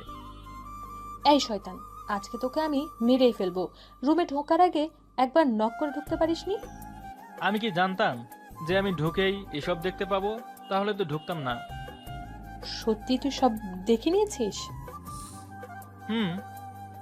তোকে আজ আমি মেরেই ফেলবো, শয়তান একটা। আরে আপনি এতবার কেন গোসল করেন? সকালেও তো করলেন। সেটা আমার ব্যাপার, কিন্তু শয়তান তুই সব দেখে ফেলছিস। তোকে আজকে আমি ছাড়ছি না। আমি ধীরে ধীরে পেছনে এগোতে গিয়ে আলমারিতে ধাক্কা খেয়ে খাটের ওপর পড়ে যাই, আর ও পরে সরাসরি আমার ওপর। তারপর কিছুক্ষণ পর ও আমাকে ছেড়ে দেয়। অদ্ভুতভাবে তাকিয়ে থাকে।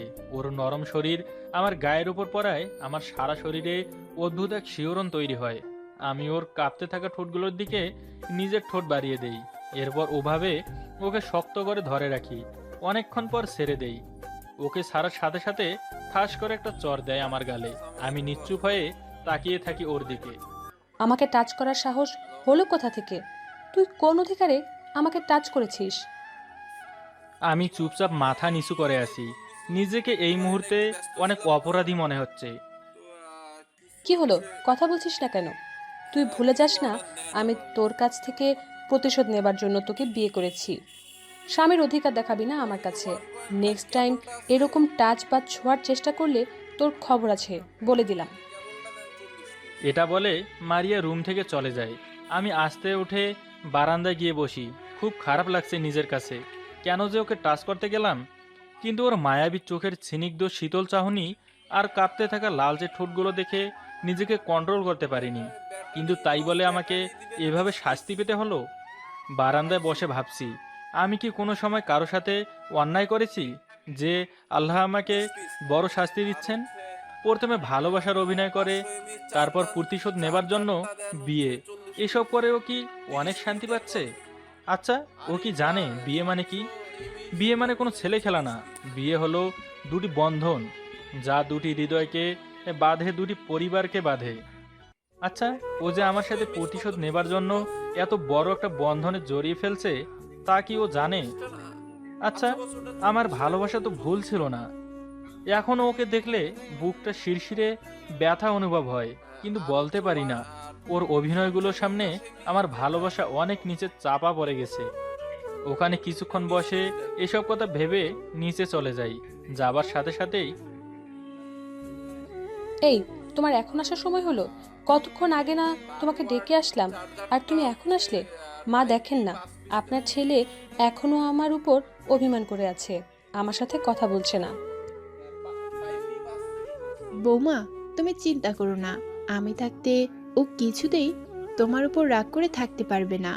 ওকে পিটিয়ে ছাল তুলে নেব। বাবা, আপনিও এসে গেছেন, খেতে বসুন। মা, আমরা খুব লাকি যে এমন একটা সোনার টুকরা বউ পেয়েছি। আর তাই এই গর্ধবটা বিয়েতে রাজি হচ্ছিল না। থাক আব্বু, ওকে বকবেন না প্লিজ। আমি চাই না আমার জন্য ওর কোনো কষ্ট হোক। কি হলো, তুমি খাওয়া ছেড়ে তাকিয়ে আছো কেন? আরে, তোমার প্লেটে তো খালি। সেটা আমাকে বলতে এত লজ্জা পাচ্ছ কেন? আরে আমি এতগুলো খেতে পারবো নাকি? আরে তুমি একা খাবে কে বলেছে? আমিও তো তোমার সাথেই খাবো। হুম। ভুরু কুচকে তাকিয়ে আছে ওর দিকে। কি হলো, এভাবে তাকিয়ে আছো কেন? মা প্লিজ, আপনার ছেলেকে বলেন আমাকে খাইয়ে দিতে। এই, তোর কি কাণ্ডজ্ঞান নেই? মেয়েটা এত করে বলছে খাইয়ে দিতে, আর তুই দিচ্ছিস না কেন? আম্মুর ধমক শুনে আমি ওর দিকে এক লোকমা ভাত এগিয়ে দিলাম, আর ও সেটা তৃপ্তি ভরে খেলো। ওকে যত দেখছি ততই ওর প্রতি সুপ্ত অনুভূতিগুলো নাড়া দিয়ে উঠছে। ওকে এখন একদম পিচ্চিদের মতো লাগছে। আমি হা করে ওর দিকে তাকিয়ে আছি। এই, এভাবে কি দেখছো? আমাকে খাইয়ে দাও।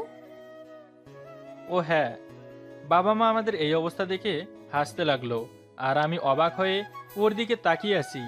কি সুন্দর অ্যাক্টিংটাই না করে যাচ্ছে, তবুও বাবা মায়ের সাথে ভালো বিহেভ করছে, এতেই আমি খুশি। তাহি, খাওয়া হলে আমার রুমে আসিস, তোর সাথে কিছু কথা আছে। আচ্ছা বাবা। অতবার মারিয়াকে খাওয়ানো শেষ করে আমি হাত ধুয়ে বাবার রুমে চলে যাই। বাবা, আসবো? ও হ্যাঁ, আয়। কিছু বলবে? হ্যাঁ জানি, তুই আমার উপর অনেক অভিমান পোষণ করে আছিস, অনেক রেগে আছিস। তোর লাইফের সবচেয়ে হেভি মোমেন্টগুলোতে আমি তোর পাশে ছিলাম না, কিন্তু বাবা বিশ্বাস কর, তোকে একটা বেটার লাইফ দেওয়ার জন্য আমি এটা করেছি। আমি তো এসব কিছুই চাইনি, আর আমার তোমার প্রতি কোনো এক্সপেকটেশনও নেই, আর অভিমান তো দূরের কথা। শোন, তোকে আজ আমার জীবন কাহিনীটা বলি। আমি বিলং করতাম একটা মিডল ক্লাস ফ্যামিলি থেকে। আমার বাবা ছিলেন একজন সামান্য কর্মকর্তা। 10 বছর বয়সে আমার বাবা মারা যায়। তখন বিশ্বাস কর, কেউ ছিল না আমাকে, তোর ফুপিকে আর আমার মাকে দেখার মতো। মা মানুষের বাসায় কাজ করে আমাদের ফ্যামিলি মেনটেন করতেন। অনেক টেনে পুষে চলতো আমাদের ফ্যামিলি। কিন্তু আমি যখন অনার্স ফাইনাল ইয়ারে এর এক্সাম দিব, তখন মাও মারা যায়। এদিকে তোর মায়ের সাথে আমার সম্পর্কের তখন 4 বছর। কি করব বুঝতে পারছিলাম না। ওর বাসা থেকে ওকে বারবার বিয়ের জন্য তাড়া দিচ্ছিল। শেষে ওর কথায় রাজি হয়ে একদিন ওর বাবার সাথে দেখা করতে চাই। ওর বাবা আমার ফ্যামিলি স্ট্যাটাসের কথা শুনে আমাকে হেসে উড়িয়ে দেয় আর বলে দেয়, এমন ছেলের কাছে সে কিছুতেই মেয়ে বিয়ে দিবে না। আমি তোর মায়ের সামনে গিয়ে দাঁড়াই। তোমার কাছে দুটো অপশন আছে, সব ছেলে আমার সাথে চলে যাবে, তোমার বাবার পছন্দ করা ছেলেকে বিয়ে করবে। সেদিন তোর মা সব ছেড়ে আমার হাত ধরে চলে এসেছিল। আমরা কোর্ট ম্যারেজ করে ফেলি। প্রথমে বন্ধুদের সাহায্য নিয়ে চলতে হতো, আর আমাদের দিনগুলো অনেক কষ্টে যাচ্ছিল। কিন্তু ধীরে ধীরে তোর মায়ের সাপোর্টে আমি আমাদের ভাগ্য পরিবর্তন করতে সক্ষম হই। এখন আমাদের কি নেই দেখ, টাকা পয়সা, বাড়ি গাড়ি। জানিস আমি সবসময় কেন ব্যবসা নিয়ে পড়ে থাকি? কারণ আমি চাই আমার সন্তানকে সেই লাইফ ফেস না করতে হোক যা আমি করেছি। আমি সবসময় তোর সুখী দেখতে চেয়েছি, কিন্তু আমি পারিনি তোর কাছে ওয়ার্ল্ডের বেস্ট ড্যাড হতে। আমি পারি নাই তোর হাত ধরে হাঁটা শেখাতে। আমি পারিনি তোর হ্যাপি মোমেন্টে তোর পাশে থাকতে। দয়া করে আমাকে ক্ষমা করে দিস। আমিও কেঁদে দেই। তার লাইফে এত কষ্ট আছে তা কোনো সময় জানতে পারিনি। দৌড়ে গিয়ে তাকে জড়িয়ে ধরি। বাবা, আমাকে ক্ষমা করে দাও। আমি একটা মুদ্রার এক পাশ দেখেই বিচার করেছি। আই এম সরি বাবা। দুজনে এভাবে কিছু সময় পার করার পর চোখের পানি মুছে বাবাকে জিজ্ঞেস করি, আচ্ছা বাবা, নানুর কি হলো? তোর বয়স যখন 6 তখন তোকে দেখতে গিয়েছিলাম। তখন আমরা তার চেয়েও বেশি টাকা পয়সার মালিক, কিন্তু গিয়ে দেখি সে মৃত্যুশয্যায়। সে আমাকে দেখে একটা কথাই বলেছিল, তুমি ঠিকই বলেছিলে, বাবা টাকা মানুষকে কোনোদিন সুখ দিতে পারে না। আজ আমি মৃতপ্রায়, কিন্তু আমার টাকা পয়সা কোনো কাজে আসছে না। তারপর সে তার শেষ নিঃশ্বাস ত্যাগ করলো। কিন্তু তার মৃত্যুর পর আমরা জানতে পারলাম সে মারা যাবার আগে সব সম্পত্তি তার নামে লিখে গিয়েছে। আর একটা চিঠি আমাদের হাতে তুলে দিল। চিঠিটা খুলে শুধু লেখা দেখতে পেলাম, তোমাদের জন্য কিছুই করতে পারলাম না, তাই আমার সব সম্পত্তি আমার নানু ভাইয়ের নামে লিখে গেলাম। প্লিজ তোমরা না করবে না। এটাই এই বৃদ্ধের শেষ ইচ্ছে। এতদিন সেই কোম্পানি আমিও দেখাশোনা করতাম, কিন্তু এখন আর পারি না। বয়স হয়ে গেছে, এখন দৌড়াদৌড়ি করতে খুব কষ্ট হয়। আমি চাই কাল থেকে তুই এর কোম্পানি আর আমাদের কোম্পানি দুটোই দেখাশোনা করবি। বাবা, আমি তো এখন অনেক ছোট, আর এখনো কিছুই বুঝি না। আমি কিভাবে পারবো?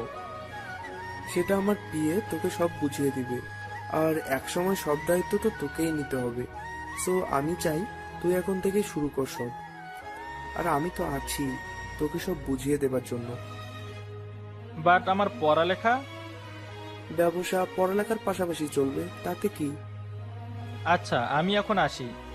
শোন, এগুলো তোর জন্য, কালকে এগুলো পরে অফিসে যাবি। আচ্ছা।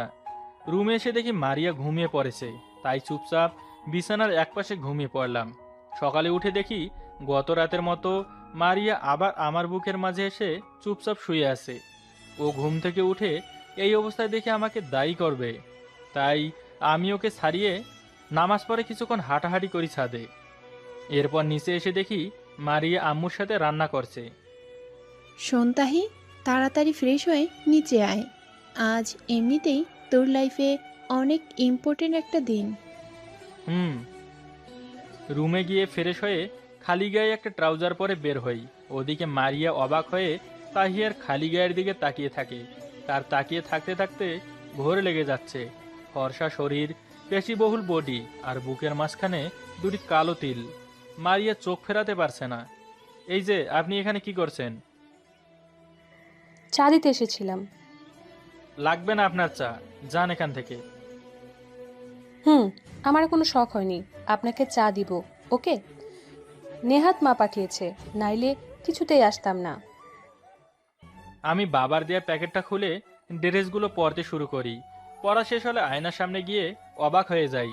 এটা আমি না অন্য কেউ? আমি নিজেই নিজেকে চিনতে পারছি না। এরপর চুলগুলো ঠিক করে নিচে খেতে চলে যাই। অন্যদিকে মারিয়া তাহিকে আসতে দেখে হা হয়ে তাকিয়ে আছে। ব্লু ব্লেজার, নিচে সাদা শার্ট, ইন করা ব্লু প্যান্ট আর বাদামি জুতো, হাতে ঘড়ি, আর চুলগুলো সুন্দর করে সাজানো, আর দাড়িগুলোও সুন্দর করে ছোট করেছে। মারিয়ার অবাক হবারই কথা, যে সবসময় থার্ড ক্লাস টাইপের কাপড় পরে সে আজ এরকম কাপড় পরেছে। স্ট্রেঞ্জ। মারিয়া এখনো চোখ ফেরাতে পারছে না, কিন্তু তার পাশে দিয়ে হেঁটে চলে যায়। তখন তার ধ্যান ভাঙে। আমি নাস্তা করে বাসা থেকে বের হব তখনই। এই শোন, হ্যাঁ বাবা, বলো। এই নে, চাবি? কিন্তু কিসের? বাইরে গিয়ে দেখ। বাহিরে গিয়ে অবাক হয়ে দেখি আমার সবচেয়ে পছন্দের গাড়িটা বাহিরে রাখা। বাবা, এটা কার? তোর জন্য। সত্যি? খুশিতে বাবাকে জড়িয়ে ধরি। আমার ব্যাটা এখন 2টা কোম্পানির মালিক, তাকে গাড়ি না দিলে কি চলে? আব্বু আম্মুকে সালাম করে তাদের বিদায় জানিয়ে চলে আসি। তখনই দেখি মারিয়া অবাক করা দৃষ্টিতে আমার দিকে তাকিয়ে আছে, কিন্তু আমি সেদিকে ভ্রুক্ষেপ না দিয়ে গাড়ি নিয়ে বের হই। অফিসে যাওয়ার সাথে সাথে সবাই আমাকে দাঁড়িয়ে সালাম দেয়, অনেকে কনগ্রাচুলেশন জানায়। বাবার পিএ আমাকে আমার কেবিনে পৌঁছে দেয়, তারপর সে বাইরে চলে যায়। আমি দেখি কেবিনটা অনেক সুন্দর করে গোছানো, আর জিনিসপত্র খুব কম, আর ডেকোরেশনটাও খুব সুন্দর। কিছুক্ষণ পর আমি ব্লেজারটা খুলে উল্টো দিকে ঘুরে শার্টের হাত ভাঁজ করছিলাম, তখনই কেউ রুমে আসে। May I coming sir? Yes, come in. এখনো উল্টো দিকেই ঘুরে আসি। সরি টু লেট, কিন্তু ঢাকা শহরে এত জ্যাম কি করবো sir? By the way, congratulation sir. ওর গলা পরিচিত মনে হচ্ছিল। আমি পিছনে ঘুরে তাকিয়ে হা হয়ে যাই, আর ও আমার মুখের দিকে কিছুক্ষণ তাকিয়ে থেকে তেড়ে আসে আমার দিকে। কুত্তা, আজ তোকে আমি মেরে ফেলবো। আরে কি করছিস? মেরে ফেলার প্ল্যান বানিয়ে এসেছিস? By the way, what a surprise! এতদিন পর দেখা, তাও এভাবে। তোর সারপ্রাইজ তোর কাছে রাখ। আমি আজ তোর ঘাড় মোটকে চিবিয়ে খাবো, তোর রক্তে গোসল করবো। আর আমি ও, আপনাদের ওর পরিচয় দিয়ে দেই। ও হলো মাইশা রহমান মীরা, আমার ছোটবেলার বান্ধবী। ক্লাস 5-এর পর আর ওর সাথে দেখা হয়নি, কারণ তখন আমরা ওই এলাকা থেকে বাসা ছেড়ে চলে আসি। কিন্তু আজকে ওকে এত বছর পর দেখে অবাক হয়ে যাই। কিরে, কথা বলছিস না কেন? তো তোর কি খবর? কেমন আছিস?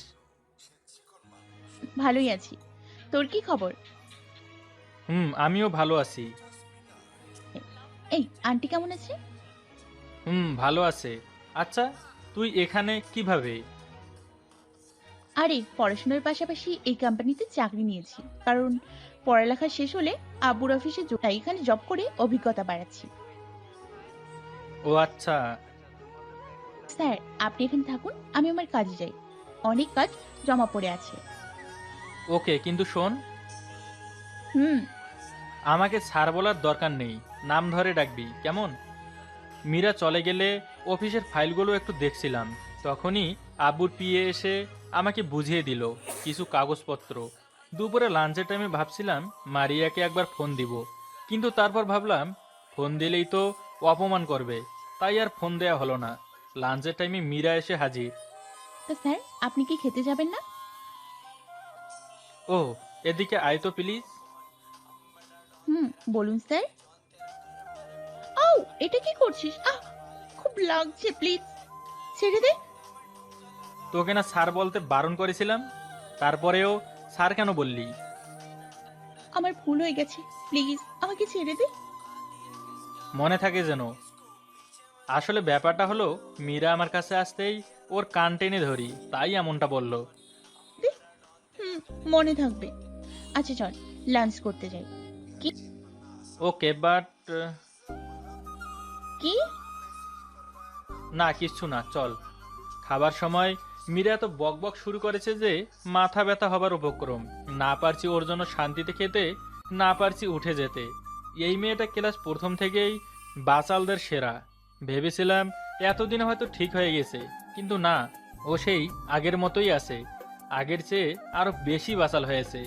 বিকেলে অফিস শেষ করে বাসায় চলে যাই। বাসায় যেতেই আম্মুর প্রশ্ন, কিরে, তোর ফোন অফ কেন? কতগুলো ফোন করেছি জানিস? কই। এরপর ফোনটা হাতে নেবার পর দেখি সত্যিই বন্ধ। ও, ফোনে ব্যাটারি ডেড, তাই হয়তো বন্ধ হয়ে আছে। দুপুরে খেয়েছিস? হুম। আচ্ছা, মারিয়াকে নিয়ে ওদের বাসায় গিয়ে 2 দিন ঘুরে আয়। ওর বাবা ফোন দিয়ে যেতে বলেছে। সেটা তো একা গেলেই পারে, আমার কি দরকার? মেয়েটা এখন এই বাড়ির বউ, তাই তোকেও ওর সাথেই যেতে হবে। আর এখন চুপচাপ গিয়ে ফ্রেশ হয়ে ওকে নিয়ে ওর বাড়িতে দিয়ে আয়। যত সব বলে, রাগে কোটটা সোফায় ছুঁড়ে মেরে রুমে চলে গিয়ে দেখি মহারানী আগেই রেডি হয়ে বসে আছে। এসব কি? হ্যাঁ, একা যেতে পারেন না? তোকে নেবার কোনো শখ হয়নি। বাবা তোকে না নিয়ে যেতে বললে আমি একাই চলে যেতাম। ফ্রেশ হয়ে এসে দেখি সে চোখে কাজল দিচ্ছে। কালো শাড়ি, চোখে কাজল, খোলা চুল, হালকা একটু সাজ, সব মিলিয়ে দারুণ লাগছে। ফর্সা শরীরে কালো শাড়িটা দারুণ মানিয়েছে। আমার অবাধ্য চোখ দুটো বারবার ওর দিকে চলে যাচ্ছে। ইস, এখন যদি ওকে পেছন থেকে জড়িয়ে ধরে ওর ঘাড়ের চুলগুলো সরিয়ে দিয়ে ওর পেটে হাত দিয়ে জড়িয়ে ধরে ওর ঘাড়ে নিজের ভালোবাসার পরশ দিতে পারতাম। বাট আমার ইটের বাঁধানো কপালে সেটা তো নেই। শুয়ে দিতে গেলেও ও অপমান করে দিবে। তাই নিজেকে সামলে বাইরে গিয়ে মায়ের কাছ থেকে বিদায় নিয়ে গাড়ি বের করলাম। ও আমার পেছন পেছন আসলো। মা, আপনি সাবধানে থাকবেন কেমন? ওষুধগুলো ঠিক মতো নেবেন আর বাবার খেয়াল রাখবেন কেমন? আমি আসি, আর ফোনে কথা হবে কিন্তু। হ্যাঁ আম্মু, যা, আবার তাড়াতাড়ি ফিরে আসবি কেমন? বেয়াইকে আমার সালাম জানাবি। আচ্ছা আম্মু, আসি। মারিয়ার অ্যাক্টিং দেখে মনে হচ্ছে কি ভদ্র বউ, স্বামীকে কতই না ভালোবাসে, কিন্তু ভেতরে ভেতরে আজ তো শাকচুন্নি একটা। আম্মুকে বিদায় দিয়ে গাড়িতে এসে সামনের সিটেই বসে পড়ে। আমি গাড়ি স্টার্ট দিয়ে ড্রাইভ করতে শুরু করি। হঠাৎ রাস্তায় একটা গর্তে গাড়ি পড়ে যায়। যেতে যেতে বেঁচে যায়। আর মারিয়াও জানালার গ্লাসের সাথে ধাক্কা খাবার আগে ওকে ধরে ফেলি। তুমি ঠিক আছো তো? এই, তুই আবার আমাকে টাচ করলি? কোন সাহসে? কে অধিকার দিয়েছে তোকে? আগের চড়েও তো শিক্ষা হয়নি, তাই না? ফালতু কোথাকার। সরি, আমার ভুল হয়ে গেছে। রাগে আগুন হয়ে বাইরে তাকিয়ে আছে। কিছুক্ষণের মাঝে ওর বাবার বাড়িতে এসে পড়ি। ওর বাবার বাড়ির সামনে এসে গাড়ি থেকে নামার সাথে সাথেই ও এসে আমার হাত ধরে আর আমাকে টানতে টানতে ভেতরে নিয়ে চলে যায়। বাবা, তুমি কেমন আছো? আরে মা, তুই এসে গেছিস? আমি তো এক্ষুনি তোকে ফোন দিতে চেয়েছিলাম। যাক, ভালোই করেছিস। আসসালামু আলাইকুম আঙ্কেল। ওয়ালাইকুম সালাম। বাবা, তুমি কেমন আছো? আলহামদুলিল্লাহ, ভালো আছি। আপনি? ভালো, কিন্তু আমি তোমার উপর খুব রেগে আছি। আমার ওপর? কিন্তু কেন? তুমি আমাকে আঙ্কেল কেন বলছো বাবা? এখন তুমিও আমার ছেলের মতো। ও আচ্ছা আঙ্কেল, এখন থেকে বলবো। আবার? ও সরি বাবা। আচ্ছা বাবা, তোমাদের সব ঝামেলা ঠিক হয়ে গেছে তো? বাবা, সব ঠিক হয়ে গেছে। এই দেখো না, আমার হাত ছাড়তেই চাইছে না। আমি ওর দিকে অবাক হবার দৃষ্টিতে তাকাই, আর ও আমার দিকে রাগি চোখে তাকালে আমি চোখ নিচু করে ফেলি। আচ্ছা মা, ওকে নিয়ে রুমে যা, ফ্রেশ হ, পরে কথা হবে। আচ্ছা বাবা। মারিয়া রুমে এসে আমার হাতটা ছেড়ে দিয়ে ধাক্কা দিয়ে আমাকে দূরে সরিয়ে দেয়। উল্টাপাল্টা কিছু একদম ভাববি না।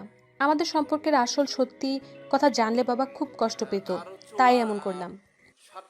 আচ্ছা, আমাকে এভাবে অপমান করে সবার সামনে এত অভিনয় করে কি পাচ্ছেন বলুন তো? এতে আমি খুব শান্তি পাচ্ছি। বিশেষ করে তোর কষ্টগুলো আমাকে খুব আনন্দ দিচ্ছে। এটা হলো আমার গায়ে হাত তোলার ফল। এটা তো জাস্ট ট্রেলার, এখনো পুরো মুভি বাকি। ভালো। কিছুক্ষণ পর রাতের খাবারের শেষে আঙ্কেলের সাথে অনেকক্ষণ কথা বলে রুমে এলাম। রুমে এসে বিছানাতে শুতে যাব, তখনই মারিয়া উঠে আমার দিকে একটা বালিশ আর একটা কাঁথা ছুঁড়ে দিল। এগুলো কি? ন্যাকা কিচ্ছু বুঝে না। শোনো, চুপচাপ ফ্লোরে শুয়ে পড়ো, না হয় সোফায় গিয়ে শুয়ে পড়ো। কিন্তু কেন? বাসায় তো একই বিছানায় ঘুমিয়েছি, তাই না? ওটা ছিল তোদের বাসা আর এটা আমার, সো আমি যা বলবো তাই হবে। আমি আর কথা না বাড়িয়ে চুপচাপ ফ্লোরে শুয়ে পড়লাম। অনেক শীত লাগছে, শীতে কাঁপছি, কিন্তু কিচ্ছু করার নেই।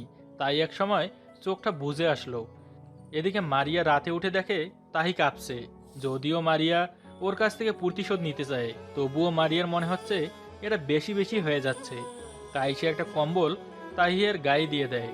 তারপর সেও ঘুমিয়ে পড়ে। সকাল সকাল উঠে দেখি আমার গায়ে কম্বল দেয়া। আমি একটু অবাকই হই, কম্বল আসলো কোথা থেকে। কিন্তু কিছুক্ষণ পর মারিয়া ওয়াশরুম থেকে বের হয়। আচ্ছা, রাতে কি কম্বল আপনি দিয়েছিলেন? হুম। অনেক ধন্যবাদ। খুশিতে চোখের পানি জলজল করছে। ও হ্যালো, এত খুশি হবার কিচ্ছু নেই। ওকে, তুই মারা গেলে কার কাছ থেকে প্রতিশোধ নিব? তাই শত্রু হয়েও তোকে বাঁচানোর কাজ করেছি শুধু। ও, মনটা খারাপ হয়ে গেল। মারিয়া রুমের বাইরে গেল আর আমিও ফ্রেশ হয়ে অফিসের উদ্দেশ্যে চললাম, মারিয়াকে না জানিয়েই। আর নাস্তাও করিনি, ওর বাবাকে বলে শুধু চলে এসেছি। অফিসে এসে দেখি মীরা আমার কেবিনের বাইরে বসে আছে। কিরে, এখানে কেন বসে আছিস? তোর আসার অপেক্ষা ছিলাম। তুই নাকি বিয়ে করেছিস, এটা কি সত্যি? আমাকে কালকে তো বললি না। আগে বল, তুই কিভাবে জেনেছিস? তোকে না পেয়ে তোদের ল্যান্ডলাইনে ফোন দিয়েছিলাম, আর আন্টির সাথে অনেক কথা হয়েছে, সে জানিয়েছে। ও, আচ্ছা, তোর বউয়ের কথা কিছু বল। ঝগড়া ছাড়া আর কিছুই জানে না। কি? কেন? ওকে সব খুলে বলি। কি, ও সত্যি তোর সাথে এমন করতেছে? আচ্ছা শোন, আমার মাথায় একটা প্ল্যান আছে, সেই অনুযায়ী কাজ করবে, সব ঠিক হয়ে যাবে। কি প্ল্যান? মীরা আমাকে বলতে শুরু করলো। তুই শিওর যে এটা কাজে দিবে? আরে বস, এটা টেস্ট বুঝলি? ও আচ্ছা, দেখি কি হয়। বিকেলে মারিয়া আমাকে ফোন করে ওকে ওর বাবার বাসা থেকে নিয়ে আসতে বলে, কিন্তু আমি বারণ করে দেই। রাতে বাসায় গিয়ে দেখি মারিয়া নিজেই চলে এসেছে। আমি কিছু না বলে রুমে চলে যাই। মারিয়াও আমার পেছন পেছন রুমে আসে, তারপর ঠাস করে দরজা লাগিয়ে দেয়। মারিয়া এমনভাবে আমার দিকে তাকিয়ে আছে যেন আজ তো গিলে খাবে। ও আমার দিকে বাঘিনীর মতো একটা লুক নিয়ে তেড়ে আসতে থাকে। মারিয়া এমনভাবে আমার দিকে তাকিয়ে আছে যেন আজ তো গিলে খাবে। ও আমার দিকে বাঘিনীর মতো এক লুক নিয়ে তেড়ে আসতে থাকে। তোর অনেক সাহস বেড়ে গেছে, তাই না? আমি বলেছি অফিস থেকে সোজা বাসায় গিয়ে নিয়ে আসতে, তারপরও আনলি না। আমি একটা ধাক্কা খেয়ে ওকে সরিয়ে দেই। ও হ্যালো, আমি আপনার বাবার চাকর নই যে যখন যা ইচ্ছা তাই করবেন, ওকে? বলেই ওর দিকে রাগি লুকে তাকিয়ে থাকি। মারিয়া আমার কথা শুনে অবাক হয়ে তাকিয়ে থাকে। এদিকে আমি কথা না বাড়িয়ে ফ্রেশ হতে চলে যাই। ফ্রেশ হয়ে এসে দেখি মারিয়া রুমে নেই। আমিও খাবার জন্য নিচে চলে যাই। গিয়ে দেখি আম্মু একটা রাগী লুক নিয়ে তাকিয়ে আছে। এই, তুই ওকে কি বলছিস? মেয়েটাকে নাকা দিয়ে কি তোর শান্তি হয় না? আমি আকাশ থেকে পড়লাম, মনে হয় ওর দিকে তাকিয়ে দেখি সত্যিই কান্না করছে। আমার বুঝতে বাকি রইল না এটা তার অভিনয়। দেখুন না মা, শুধু বলেছিলাম বাবার বাসা থেকে দিয়ে নিয়ে আসতে, আর কালকে কলেজে একসাথে যাব, সেই জন্য আমাকে কত কিছু শুনিয়ে দিল। থাক মা, কান্না করো না। এই শয়তানটা কালকে নিজেই তোমাকে নিয়ে যাবে, তুমি চিন্তা করো না। আমি হা করে তাকিয়ে রইলাম, কি অভিনয়টাই নিয়ে করতে পারে। কি হলো শাহজাদা, আপনি দাঁড়িয়ে রইলেন কেন? আপনার খাবার টেবিলে দেয়া আছে, খেয়ে আমাকে উদ্ধার করেন। আমি অবাক হয়ে গেলাম। এই মেয়েটা কিছুদিনের মাঝেই আম্মুকে তার নিজের দখলে নিয়ে গেছে। আমি কথা না বাড়িয়ে চুপচাপ খেয়ে রুমে চলে গেলাম। কিছুক্ষণ পর মারিয়া রুমে আসে। কি হলো, কেমন দিলাম বলো?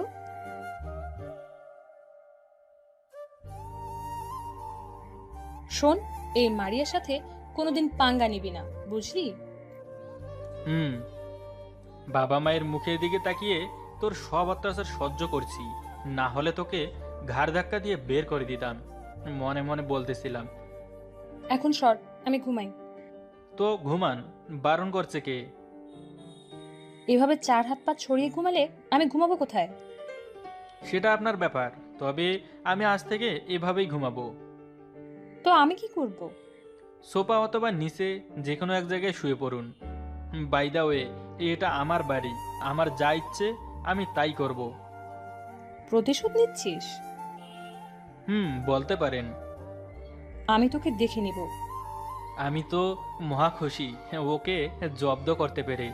অনেকক্ষণ হলো মারিয়া ঘুমিয়ে গেছে, কিন্তু ওর দিকে তাকিয়ে দেখলাম শীতে কাঁপছে আর কাঁথাটাও সরে গেছে। তাই কাঁথাটা ওর গায়ে ভালোভাবে জড়িয়ে দিলাম আর ওর দিকে তাকিয়ে আছি অবাক হয়ে। ড্রিম লাইটের আলোতে ফর্সার চেহারাটা অদ্ভুত মায়াবী লাগছে। অবাধ্য চুলগুলো ওর মুখটাকে আড়াল করে রেখেছে। আমি ওর চুলগুলো সরিয়ে দিয়ে ওর কপালে ঠোঁট দুটো ছুঁয়ে দেই আর ও কিছুটা কেঁপে উঠে আমাকে জড়িয়ে ধরে ফেলে।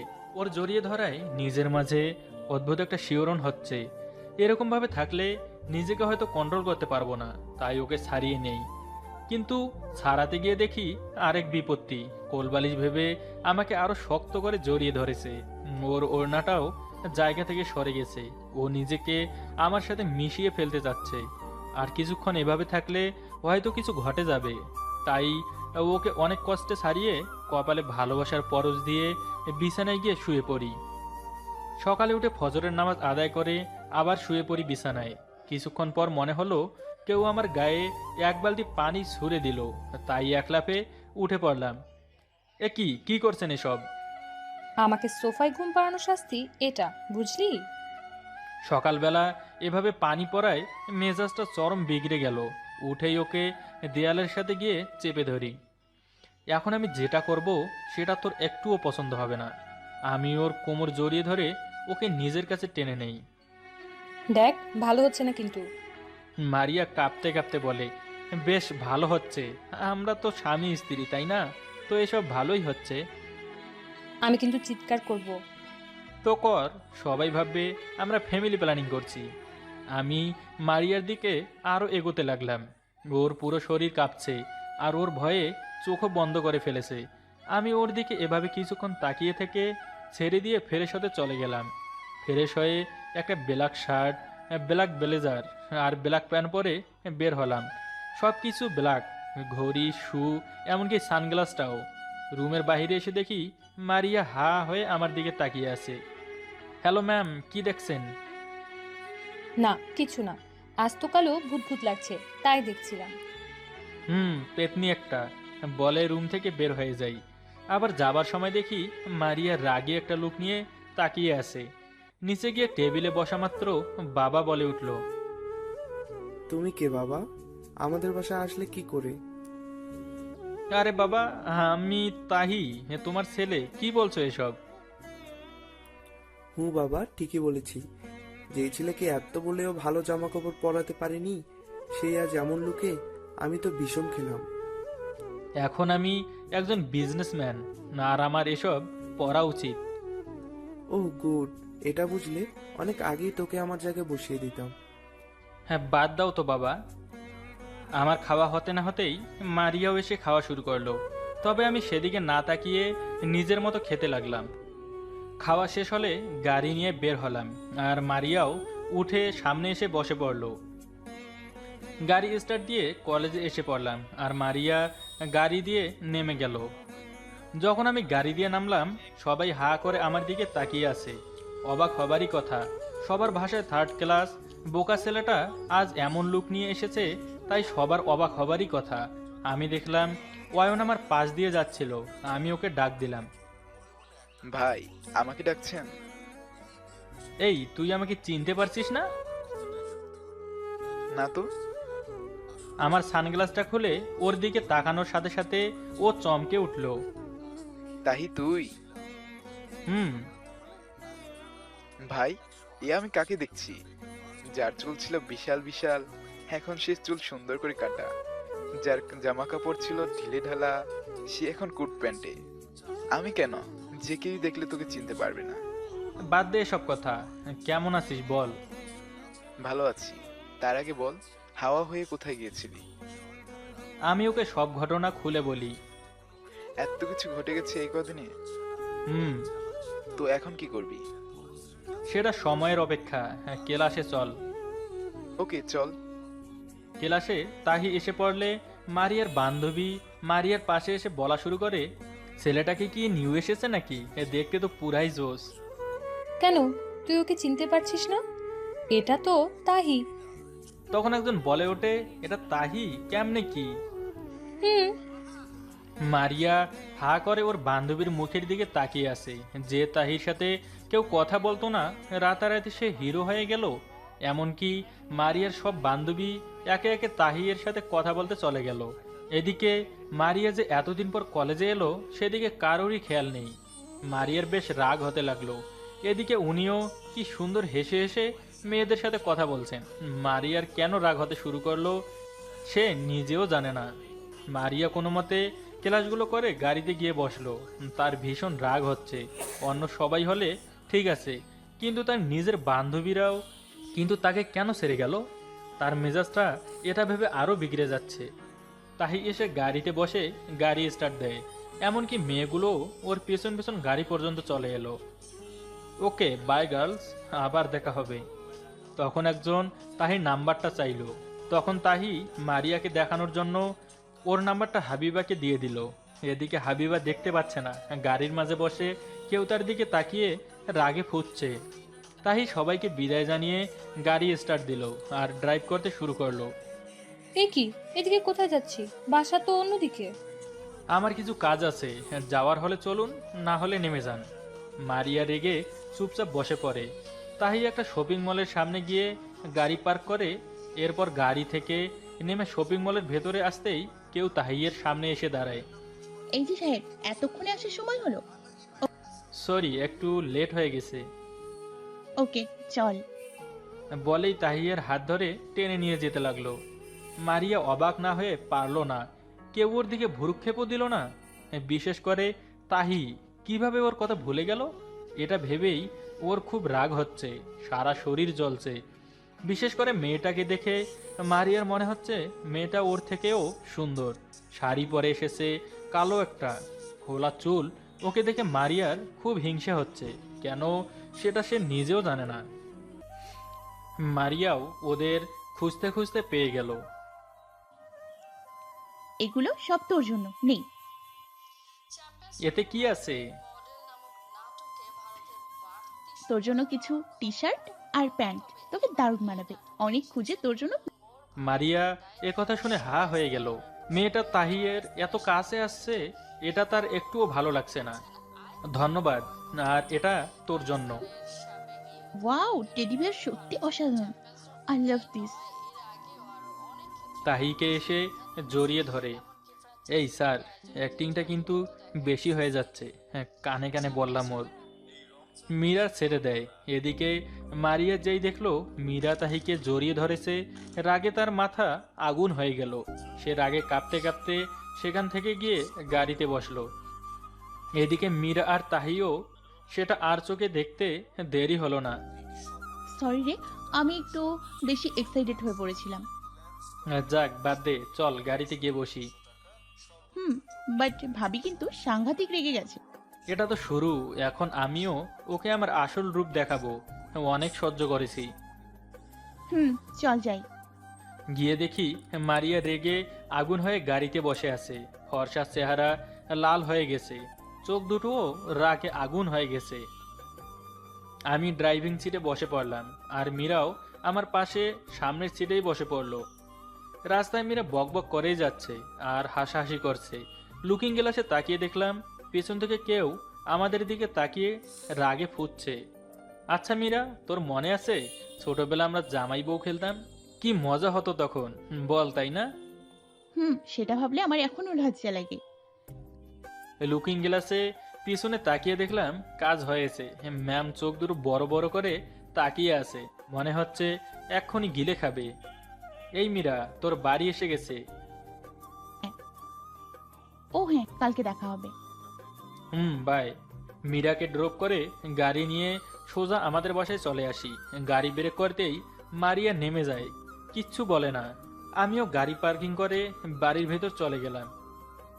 কিরে, এত লেট হলো কেন? এই তো শপিংয়ে গিয়েছিলাম একটু। ও আচ্ছা, মারিয়ার কি হলো? এসেই রুমে চলে গেল? ওকেই জিজ্ঞেস করো। হুঁ, এটা কেমন কথা? আম্মু খুব ক্ষুধা লাগছে, এখন এসব বাদ দাও তো। ও হ্যাঁ, খেতে আয়, মারিয়াকেও নিয়ে আয়। উফ, ওর খেতে ইচ্ছা হলে নিজেই আসবে, তুমি বাদ দাও তো। তারপরেও উফ, তুমি খেতে দিবা নাকি উঠে যাব? আরে বাবা দিচ্ছি, দাঁড়া। খাওয়া শেষ হলে রুমে গিয়ে দেখলাম মারিয়া শুয়ে আছে। আম্মু আপনাকে খেতে ডাকছে। খাবো না। কেন, কি হয়েছে? তাতে তোর কি? আমার খাওয়া না খাওয়াতে তোর কি দরকার? আমার কিছু না, রাত অনেক হয়েছে, এই প্লেট রাখলাম, খেতে ইচ্ছে হলে খাবেন, না হলে নাই। এরপর বারান্দায় চলে গেলাম। সেখান থেকে মারিয়াকে শুনিয়ে শুনিয়ে মীরার সাথে কথা বলার অভিনয় চালিয়ে যেতে থাকলাম। জানালার গ্লাসের ভেতর উকি মেরে দেখলাম মারিয়া কান পেতে আমাদের কথা শোনার চেষ্টা করছে। ঠিকই বলেছিস, আমাদের জামাই বউ খেলাটা যদি সত্যি হতো রে। মারিয়া এই কথা শুনে রাগে আগুন। হারামি অসভ্য কোথাকার, ঘরে বউ থাকার পরেও বউ চাইছে, পিটিয়ে তোর ঠ্যাং ভেঙে দেব। মারিয়া এমন রিয়াক্ট কেন করছে সে নিজেও জানে না, সে এসব ভাবছেও না, শুধু তাহিয়ের কথা শুনে তার মাথায় আগুন জ্বলছে। আমি প্রায় 1 ঘন্টা পর রুমে ঢুকে দেখলাম মারিয়া বাথরুমে গেছে। এই সুযোগে গিফটটা ওয়ার্ডরোবে রেখে দেই, তারপর শুয়ে পড়ি। মারিয়া একটা বালিশ নিয়ে নিজেই সোফায় শুয়ে পড়ে, আর আমি আর চোখে সেটা দেখতে থাকি।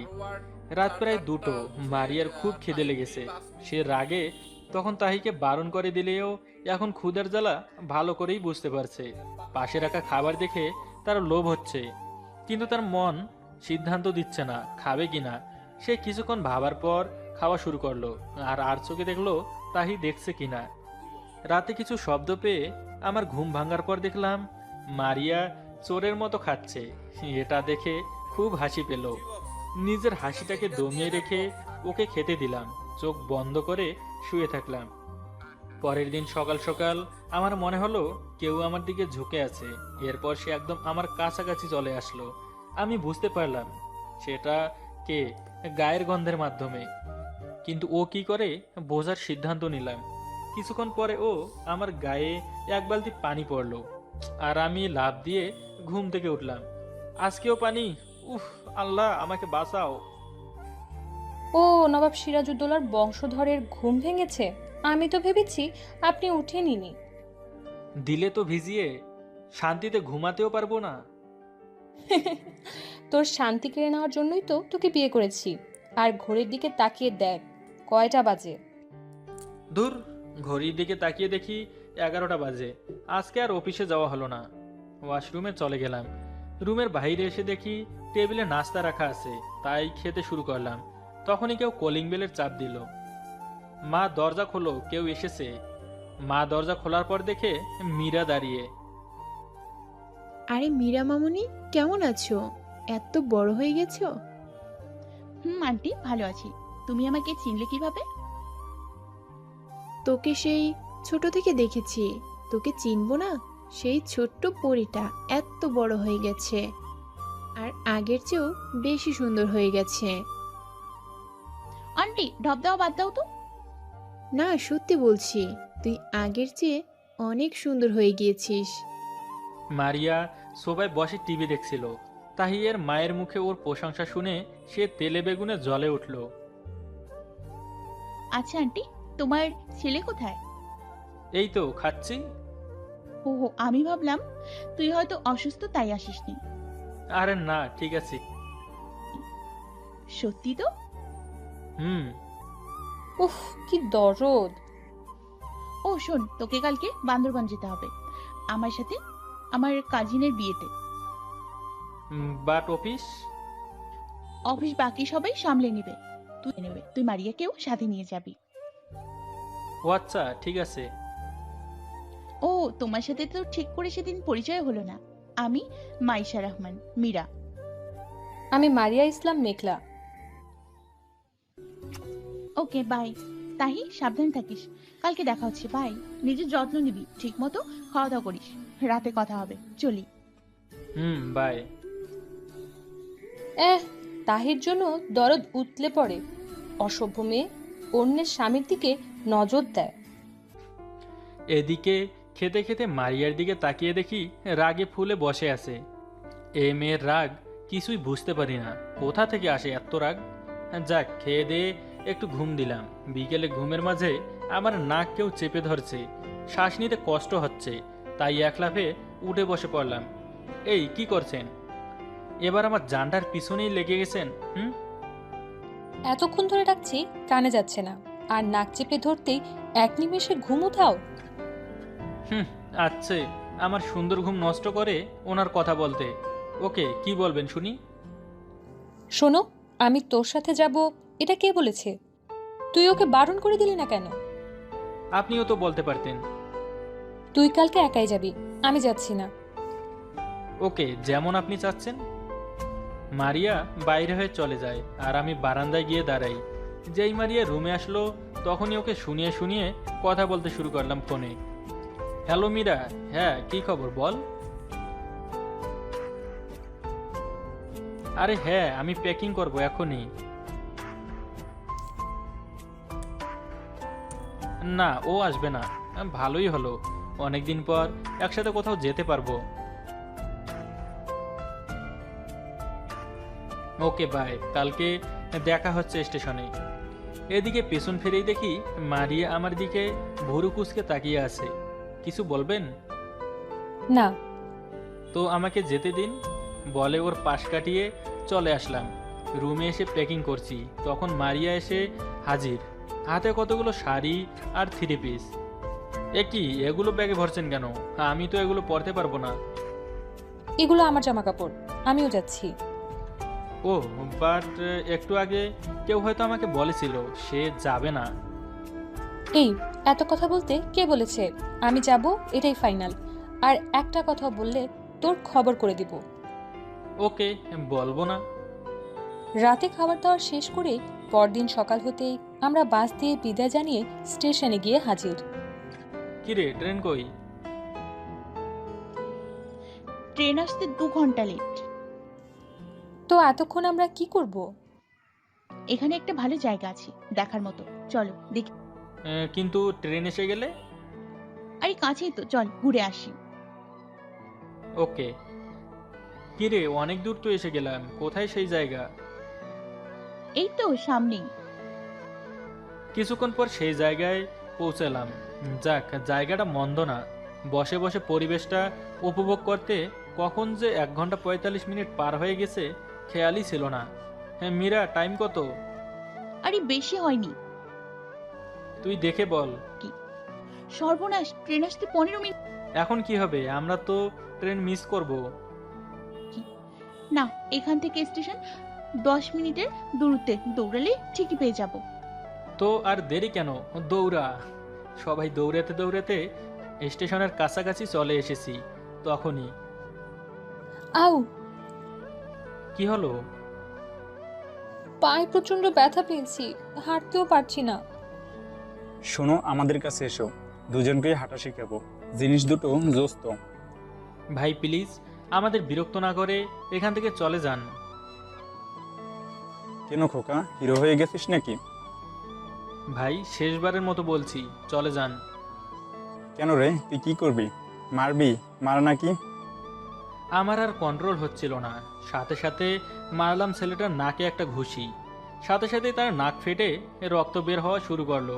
ওর সাথের একজনকে বুক বরাবর একটা ঘুষি দিলে সেও ছিটকে পড়ে। এরপর একটা রড দেখতে পাই, সেটা দিয়ে বাকি যেটা ছিল ওটাকে সহ তিনটাকেই ইচ্ছে মতো পিটাতে থাকি। ওরা আমার পা ধরে ক্ষমা চায়, তারপরও এলোপাথারি মারতে থাকি। এদিকে তাহিয়ের এমন রূপ মারিয়া প্রথম দেখছিল। সে বুঝতে পারলো ওকে না থামালে ছেলেগুলো হয়তো ওখানেই শেষ হয়ে যাবে, তাই খুঁড়িয়ে খুঁড়িয়ে এসে ছাড়ানোর ট্রাই করলো। আমি রাগে কে এসেছে দেখতে না পেরে ওকেও একটা ধাক্কা দেই, এতে ও ছিটকে যায়। তখনই আমার খেয়াল হয় এরা তো মারিয়া ছিল। আমি ওদের ছেড়ে দিয়ে মারিয়ার কাছে গিয়ে টেনে দাঁড় করাই, কিন্তু ও দাঁড়াতে পারছিল না। এদিকে ছেলেগুলো ছাড়া পেয়েই দৌড়। আহ, পায়ে প্রচন্ড ব্যথা লেগেছে, দাঁড়াতে খুব কষ্ট হচ্ছে। একবার চেষ্টা করো। পারছি না। এরপর কোনো উপায় না পেয়ে ওকে কোলে তুলে নেই আর জোরে জোরে চলতে শুরু করি। যদিও ওদের মারতে গিয়ে আমার হাতের কিছুটা কেটে গেছে।